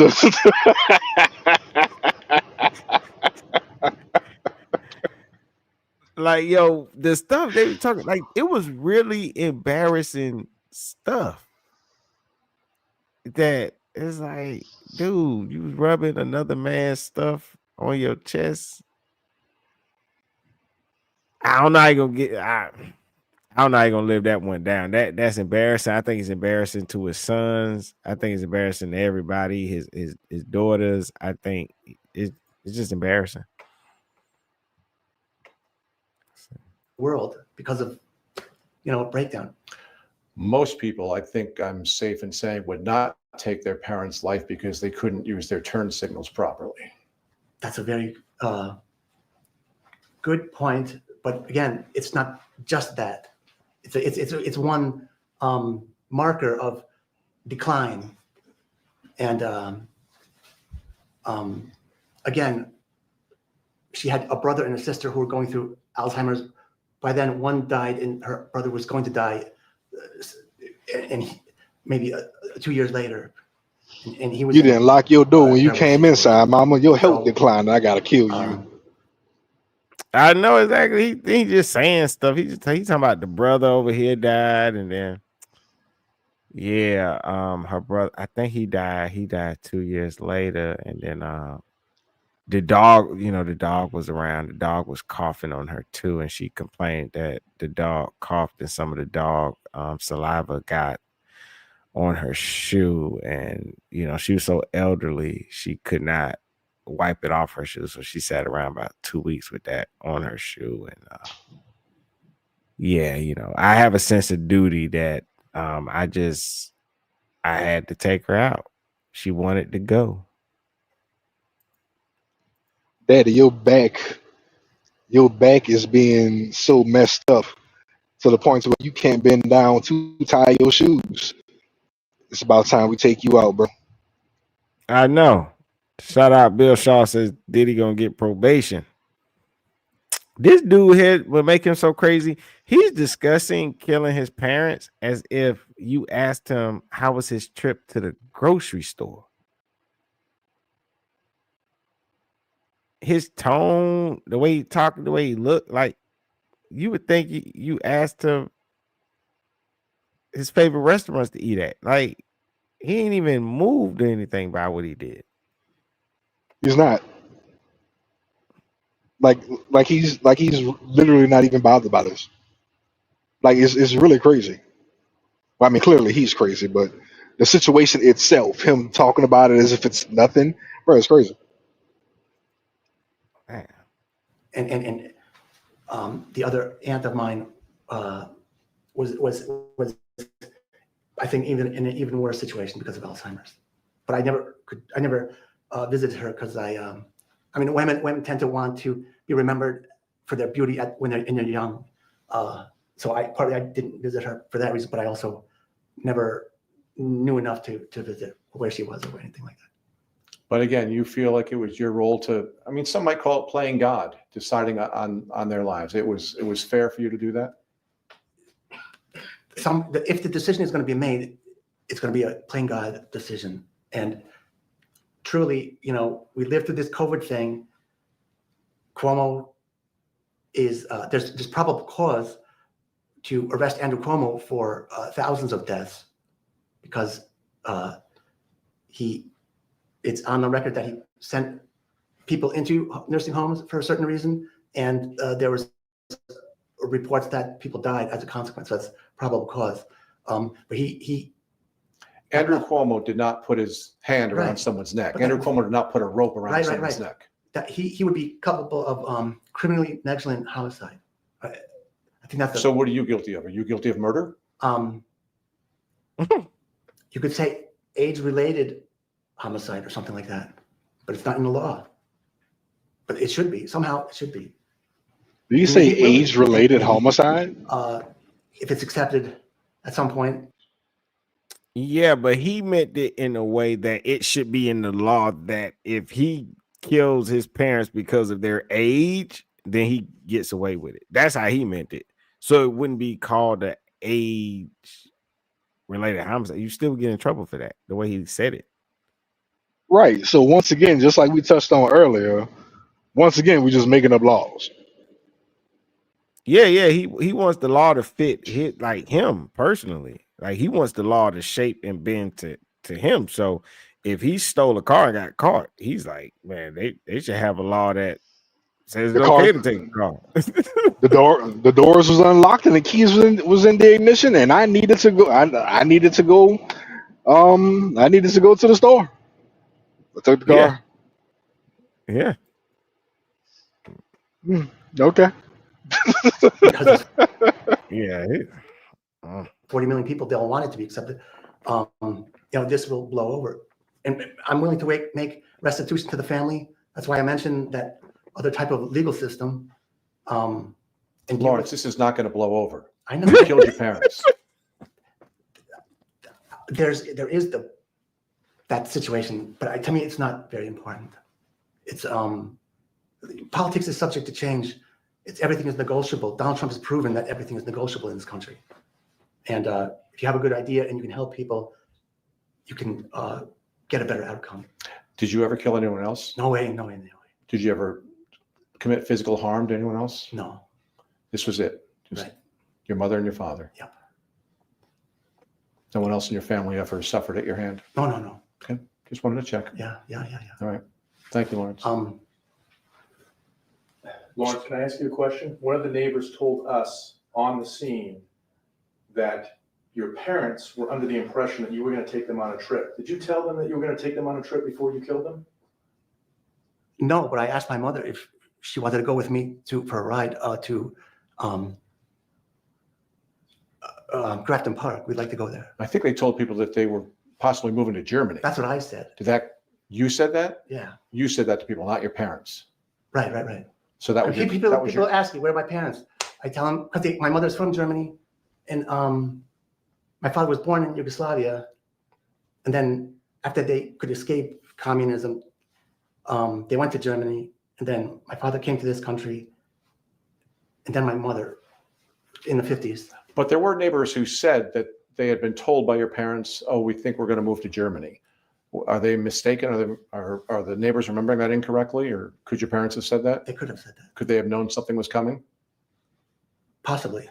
You ever give them the impression that maybe you would just move them somewhere?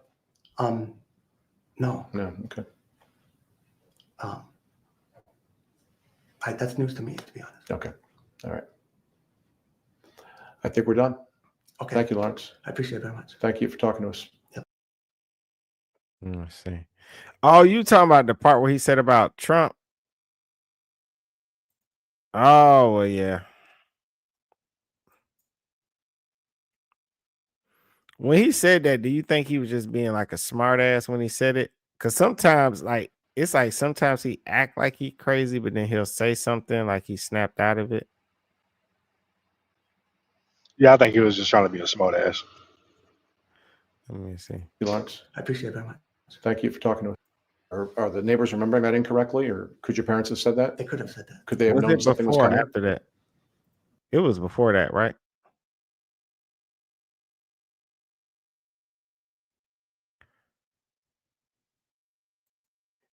We're going to move to Germany. Are they mistaken? Are the neighbors remembering that incorrectly, or could your parents have said that? They could have said that. Could they have known something was coming? Possibly. You ever give them the impression that maybe you would just move them? No, but I asked my mother if she wanted to go with me for a ride to Grafton Park. We'd like to go there. I think they told people that they were possibly moving to Germany. That's what I said. You said that? Yeah. You said that to people, not your parents. Right. So that was People ask me, where are my parents?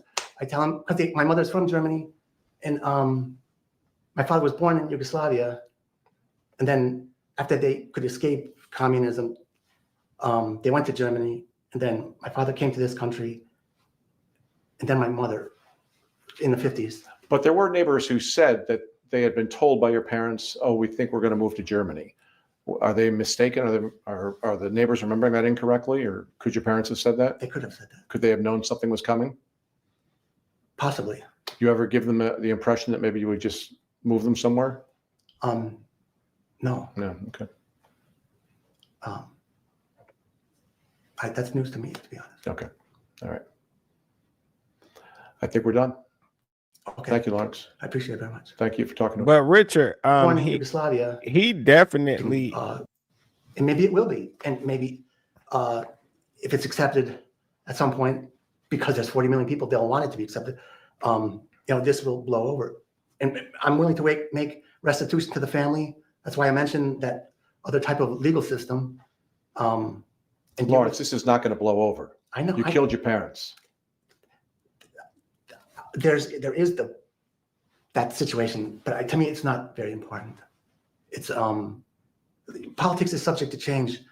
Everything is negotiable. Donald Trump has proven that everything is negotiable in this country. And if you have a good idea and you can help people, you can. And see, that's what made me think he playing the game. But see, Richard, he made it political before too. We was talking about it earlier because he was referencing like World War II. He wrote a 2-page statement. So there are political parts to this crime and stuff. Definitely why he's doing what he's doing. He keeps referencing the American public and wanting to change laws and the way it should be, and they need to change things. So he's definitely made it that. So there's no denying that. And what he just said there at the end, that little crazy trance that he's been in the whole interview, he snapped out of it for a minute just to squeeze that Donald Trump reference in there. So yeah, it was very brief, but he came up out. Let me see. Oh, you was going out a little bit. Oh no, I was just saying he snapped out. I was agreeing with you. He snapped out of that trance. It was very brief, but he came up out of that very quickly. Yeah.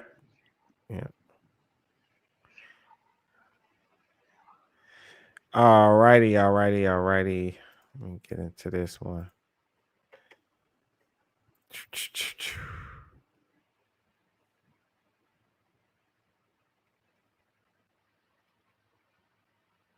Did I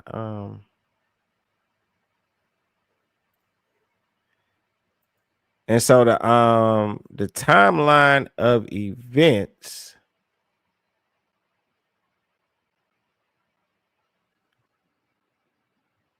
is May through June 2017.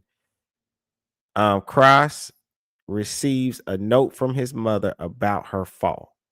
So she falls, is what he says. She fell, sends him a note. August 2017, he closes the windows in their home. First, he strangles his father with his hands. Hours later, he uses a rope to kill his mother. September 2017, he buries both bodies in the backyard and plants a peach tree near his mother's grave. 2017 to 2025, he continues collecting the Social Security benefits. And in September of 2025 is when the bodies are discovered and Kraus confesses, which we just saw in that interview, which I don't think he meant to. I think he meant to drag it out as long as possible. However, he wasn't able to outsmart the guy that was interviewing him. Let's see. To the killing his parents.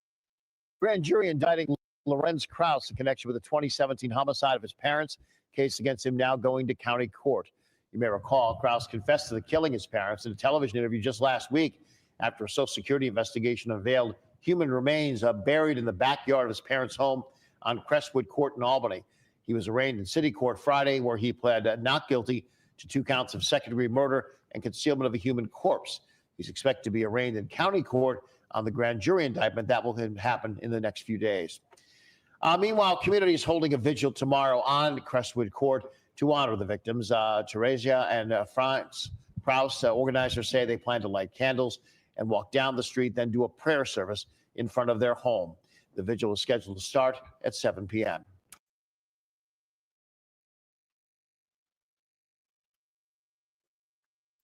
Okay. Grand jury. All righty.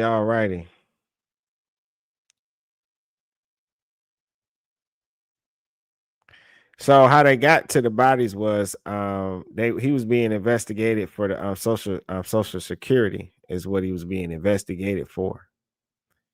And without doing that interview, if he wouldn't have did that interview, I don't think they would have got him. They were depending on their age, he could have not easily, I don't mean to say it that way, but he could have passed it off as just an elderly couple, because they do pass away at the home, right?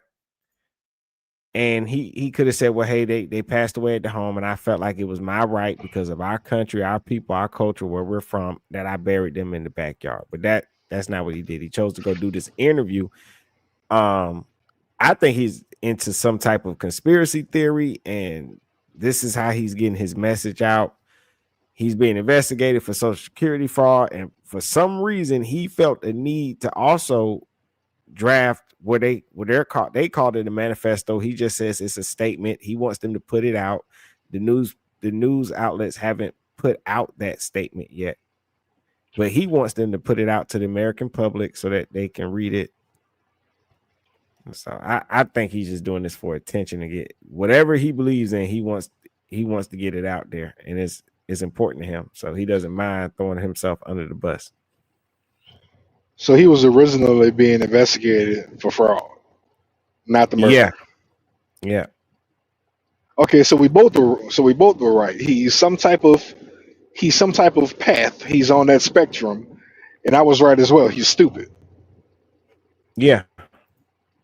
Wow. I see Albany, New York. Grand jury has indicted Lorenz Kraus and Lawrence Kraus in connection to the 2017 homicide of his parents. Officials say the case against Kraus will now move into county court from city court.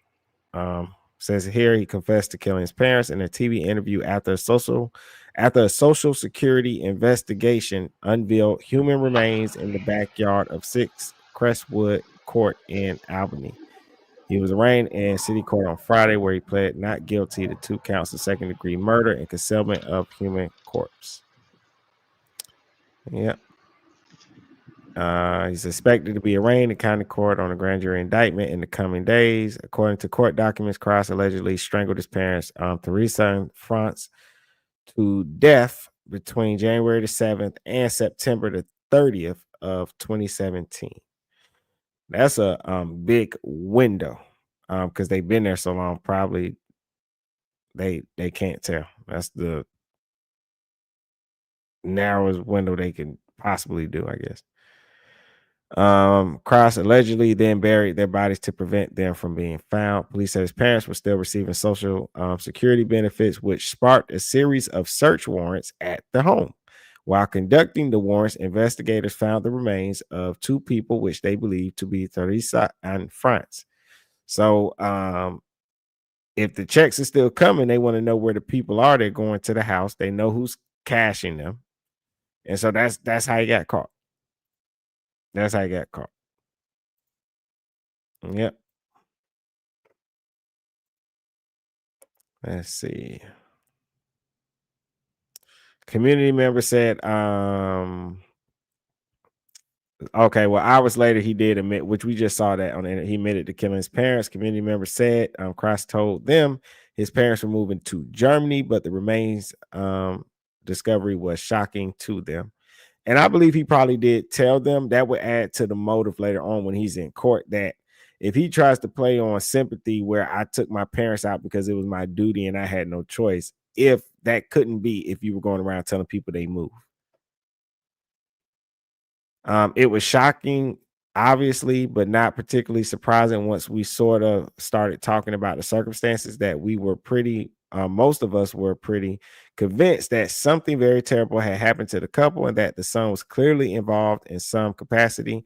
Neighbor Chris Grill previously told News 10. And we just watched where it says a vigil. Why I say Virgil? Vigil is expected to be held on Friday, October the 3rd at 7 p.m. along Crestwood Court.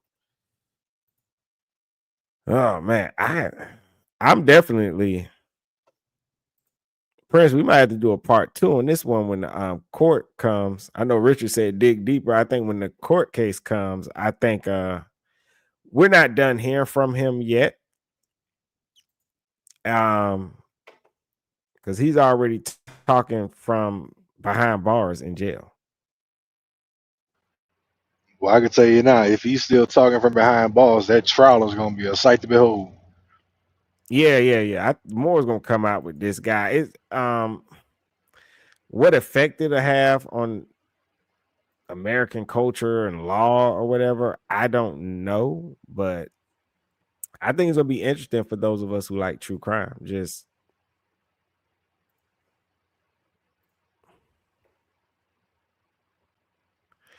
right. So but yeah, this started off as a financial crime. The investigation began as a financial crime. Authorities noticed that Franz and Teresa Kraus were still receiving benefits. Kraus admitted to using the money, but claimed he didn't enrich himself. He said he gave much of it away and didn't play with the money, but the theft of federal funds added weight to the charges.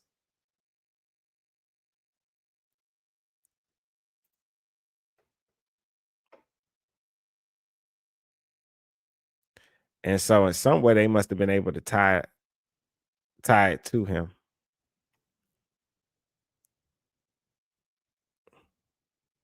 Let's see. I'm sorry, when I look at this guy, imagine looking at your window and he looking back at you. Man, I would immediately hide my children. this is scary. I'm going to hell. Yeah. All right. Let's see. I'm trying to find if they got anything new information in here. It's more about him pleading not guilty.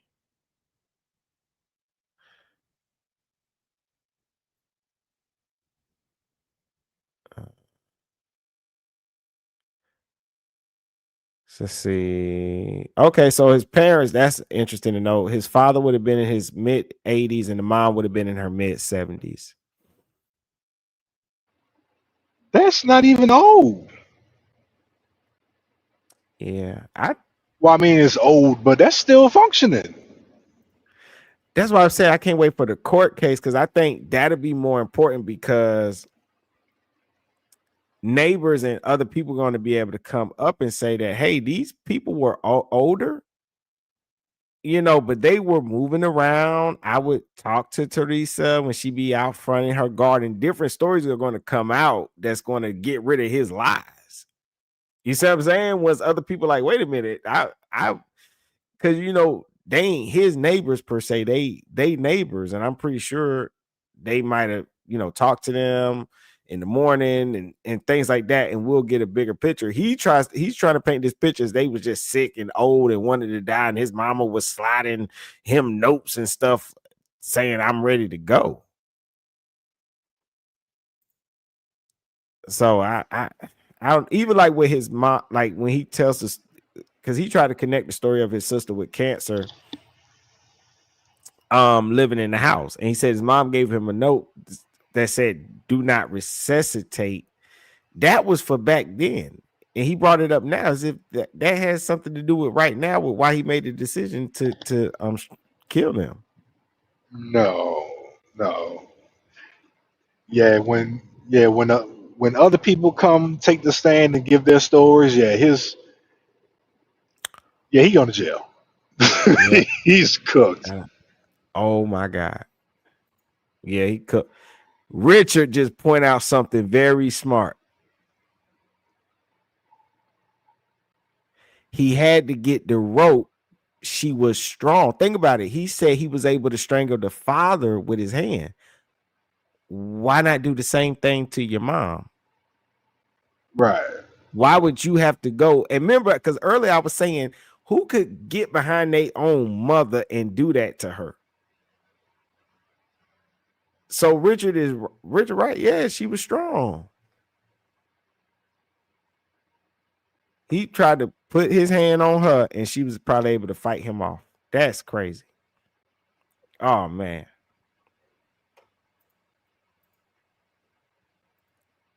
I appreciate that, Richard. Yeah, you. Oh man. Yeah, that makes perfect sense. Absolutely.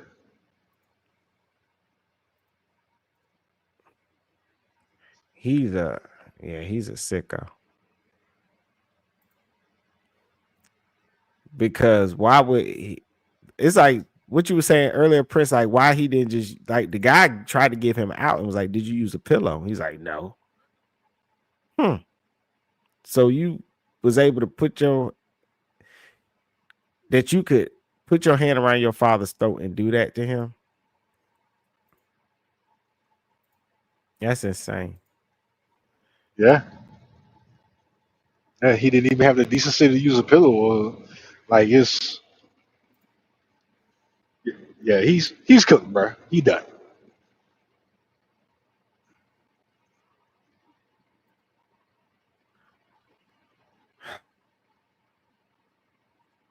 All right, let me play this video. It ain't too much more information. Hold on.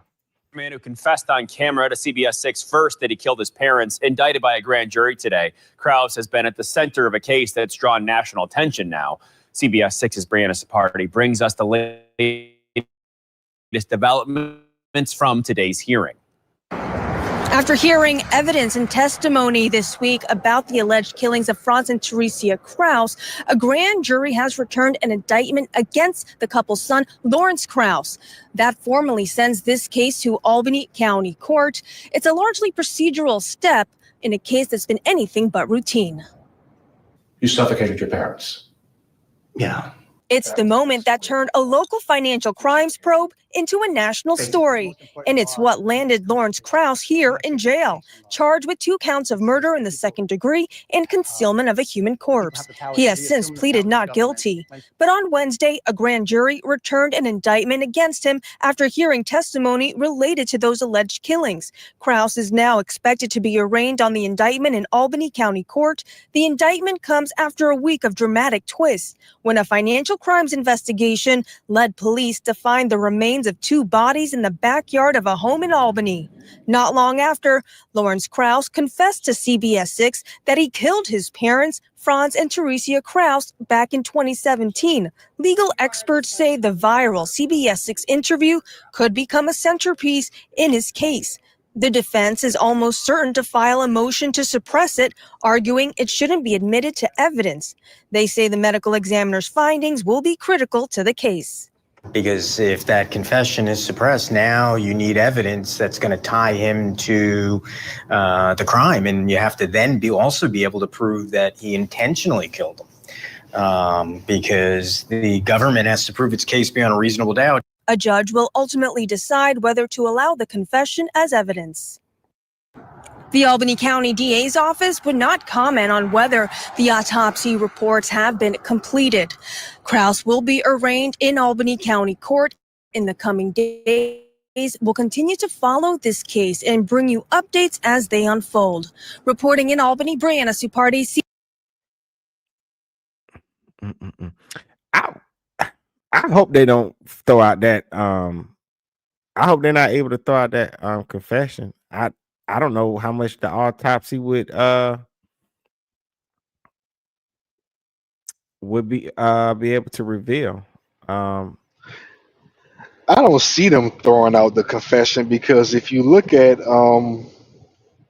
I watch a lot of predator hunter videos, and a lot of those guys get their convictions with the child predators with their videos that they do on YouTube and locals and all that kind of stuff. And it be consensual conversations and stuff, things of that nature.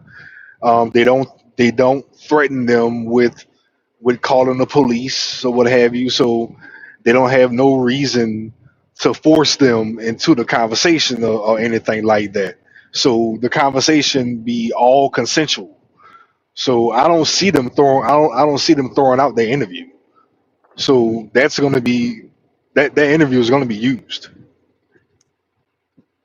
Yeah. I hope not. I hope not. I can't think of no reason why it would be thrown out. I hope not. Okay, some feedback, but yeah, I don't see it coming back. But the autopsy did. They're saying that they do have the autopsy, but the full findings haven't been released yet publicly. But the officials have confirmed the remains match that of his mother and father. And that's all the autopsy should say, if I'm being perfectly honest, because those corpses have been down there for 7 damn years. Yeah. You're not going to be able to tell what happened to them corpses after 7 years of being in the dirt. So that's all they're going to say is that it matches the DNA. That's it. Yeah. Okay. Well, this the autopsy is important because autopsies can point to corroborate what if the prosecutor feels like what the motive is. So Cross, he's described the killing as mercy. He believed his parents were suffering and that society was failing the elderly. He said millions of Americans would face similar declines and that his actions were a form of duty, which I've said already. I disagree. You have a duty to take care of your parents, not kill them. But legal experts argue that mercy killings are not legally justified, especially without consent. Cross admitted his parents didn't ask to be killed, which makes his whole argument stupid. He said, I did the right thing for them based on the situation. I did my duty to them as a son.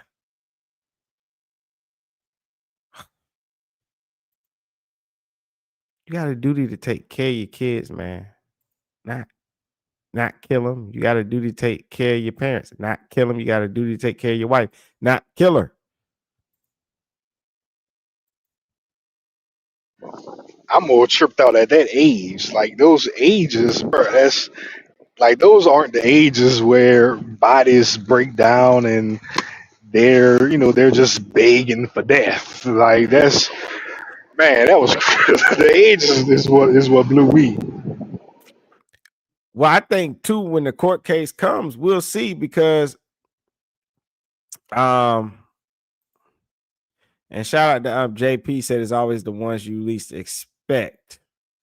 Yeah, but so much to the point that now we do expect them, I think, in a way, you know.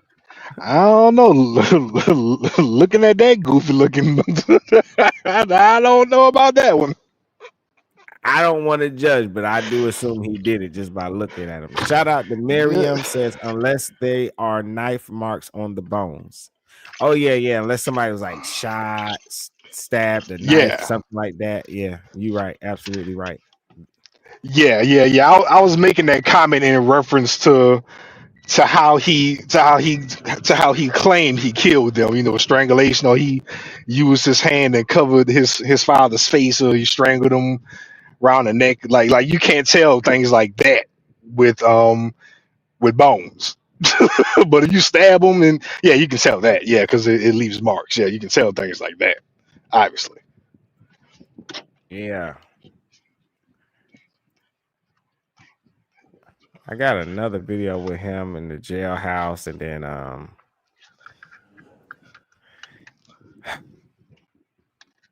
when I'm so irritated, and after this, I'm gonna get my final thoughts, dog, and I gotta eat. But this dude irritates me.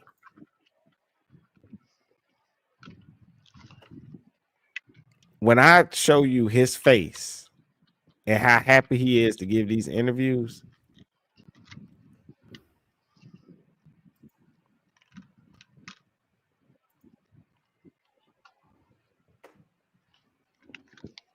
you see him? I mean, after a while, it ain't gonna be long for somebody to reach out and touch his soul in that jail. So I mean, it ain't gonna be for long, apparently.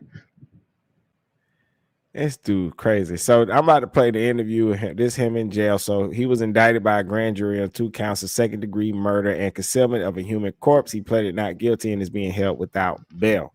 Legal analysis say his confession could be suppressed, meaning forensic evidence will be critical, which they just touched on in that video.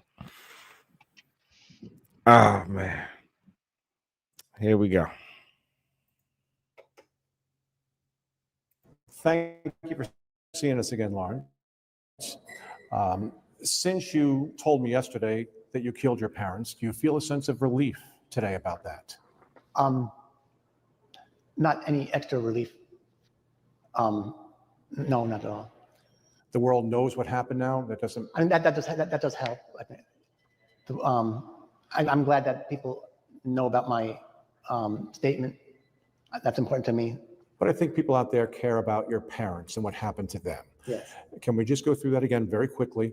That night that you decided to take their lives, did you know that day, the day before, when did you know that was the time to do this? My father laid back and was ready. He knew.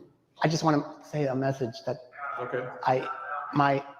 there's a legal defense type of thing, and then there's a political defense.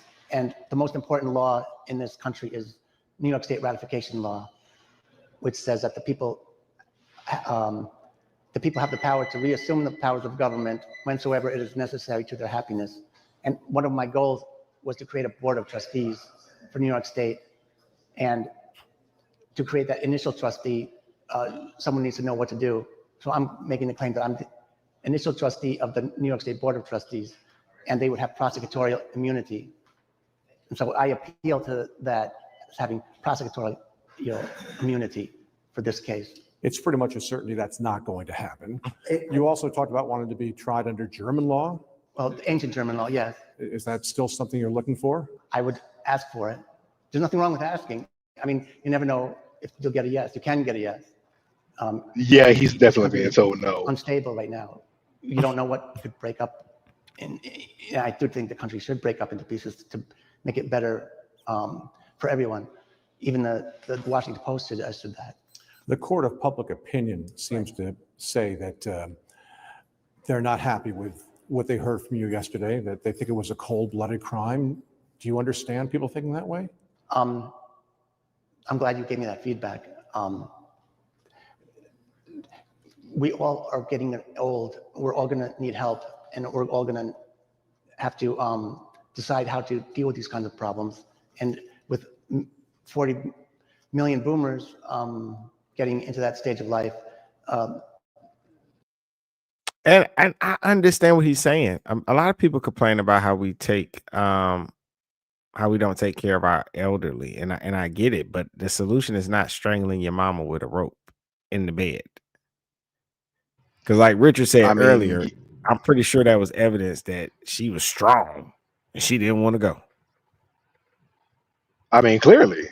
I mean, that secondary fight or flight instinct immediately kicked in. Yep. He's cuckoo. But yeah, you're right, Mr. Marcus. He definitely thinks he's special. He does.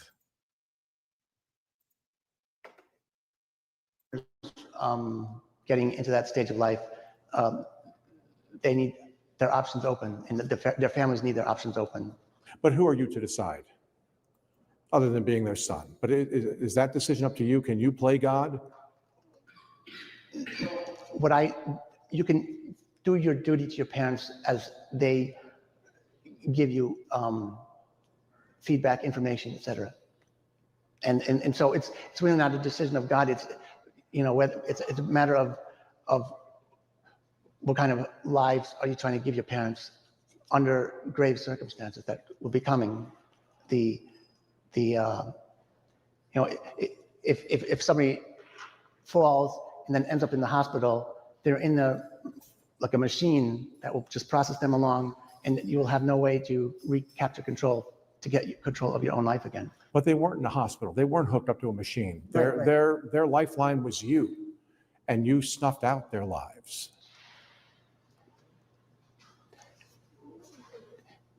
You have to understand that. Yeah, he paused. You heard that? He paused. And he did, but he don't realize they putting him in a trick bag, because all this throwing out the confession, good luck. I guess you're gonna throw them all out. How? The world have seen it. It's already on the news. It ain't nothing getting thrown out. Oh, of course, yeah. Ain't nothing being thrown out of this. And like I said, that interview was consensual. That was a consensual confession. Nobody had a gun to his head. Nobody had a knife to his throat. Nobody lied to him and threatened to call police or nothing like that. That was a straight up consensual conversation. That confession is going to hold in court. He's done. Yeah. The world starts to go. You have to decide when your time is up. But did they decide, or did you decide? They were giving me hints to this effect. And a hint's enough to go and decide to take a life? It was information like a plea that this is the beginning of the end for them. Well, it was the end for them, because you made it the end for them. Okay, I'll have to keep. I think. What can you tell us about your parents? You notice he got upset right then, right? He got upset. He ain't had no choice but to get upset, because he talked. Remember, one of the things he added to his reasoning was his mama wasn't using her flasher. So one of the reasons he probably killed his daddy was, oh, hey son, can you reach me those ibuprofens over there? My head kind of hurts. Oh, don't worry, Pop, I got you. Don't worry, Pop, I got you tonight. Wait, say what? Oh, don't worry about it. like at a moment's notice, this could have happened at any time. I know you talking about they gave me a hint. A hint? Like a hint? Like, by definition, what is your definition of a hint, sir? They gave me a hint. They was ready to go. That's that in his mind. They're in their 80s and their knees hurt. That's a hint to you? I'm 38. My knees hurt. Oh man, you better not go around him, man. All right, hold on. Clearly, clearly, never got to worry about that. Clearly. Oh man, hold on. We got 3 more minutes. Hold on. So what kind of people were they? Your mother and your father? My father was more. What my mother said: do whatever you want as long as you do good in school. And so I sort of measured myself as what I'm doing good for school or not. And usually that kept me on track to being doing good in school. And my father was not so much important. Sometimes he would say, "Oh, you don't have to take that test." Or Were you not as close with your father? I was close with them in different ways. But I wouldn't say that I was not as close with my father. I always felt closer to my father, I think.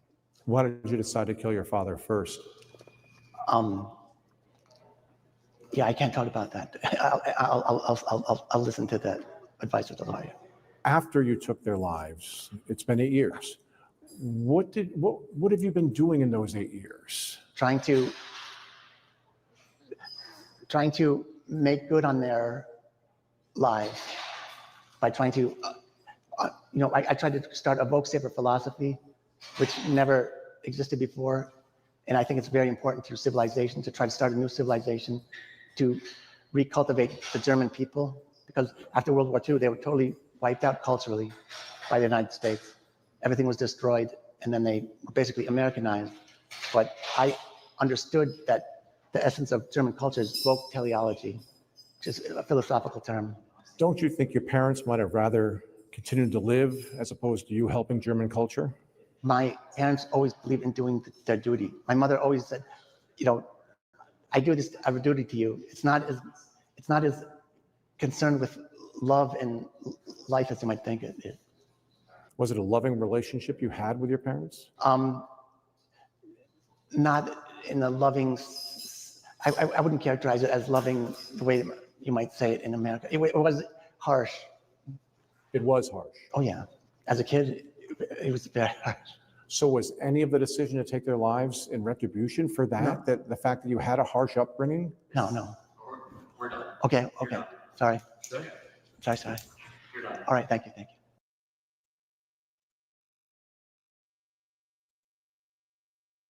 Okay, they had to cut the sound. When they say they done. Look, they cut the sound. Oh yeah, some jail interviews. They don't play around. We say we done.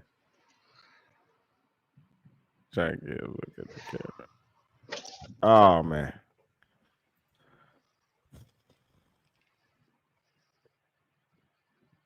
I feel like I've had an overdose of something listening to him. This case here. Final thoughts, and of course, I'm getting old too, so I had to stay away from him. I had to write my stuff down so I don't forget.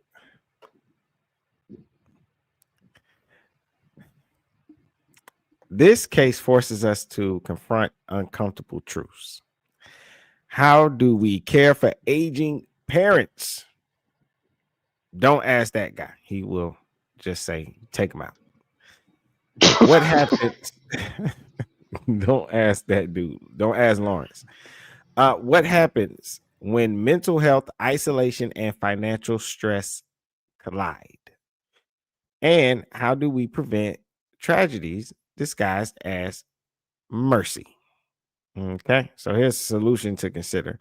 Expand elder care access and mental health support. Improve systems for tracking long-term benefit recipients. That's a big one. Encourage community check-ins for isolated seniors. Many of the neighbors that stayed in that neighborhood expressed that they felt guilty because when they had not seen their neighbors, they didn't report them missing.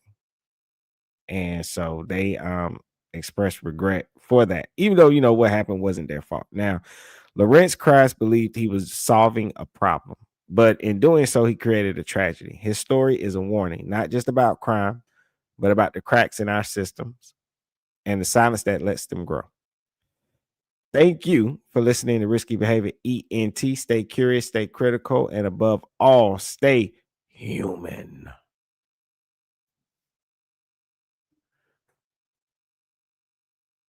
You got any final thoughts, brother? Man, my final thoughts is this. There's only one circumstance that I personally believe a person should be judge, jury, and executioner, but this isn't the show for that. You don't get to do that. No matter how you look at it, no matter how you look at this case here, he was wrong. And you leave something like that to doctors, hospitals, whatever the case may be, you don't get to be the person to make that type of decision. And fortunately enough, he was able to spill the beans, and now he's locked away. Can't wait for the trial. He's going to be probably spending the rest of his life.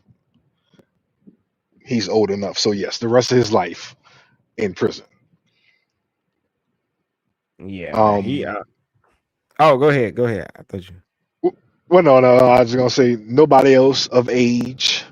You got some achy knees, maybe an achy elbow or a headache. Stay as far away from him as possible.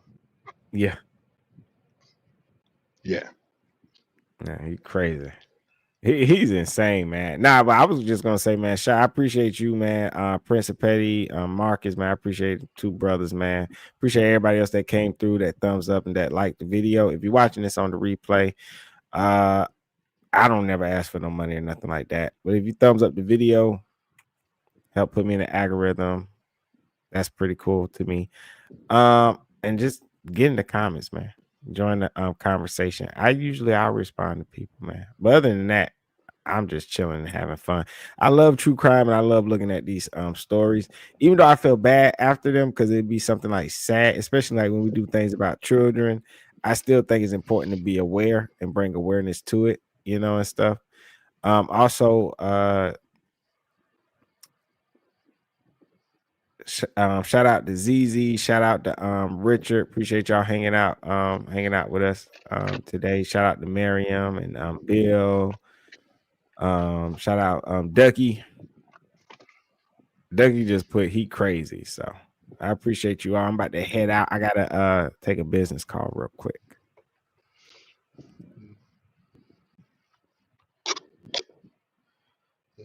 Go on, get to work, brother. Holla. All right, I'll be back, man. I'm gonna hit you in the back channel, man. We got some crazy stuff to work on. All right. Oh, most definitely. All right. Peace. Risky behavior.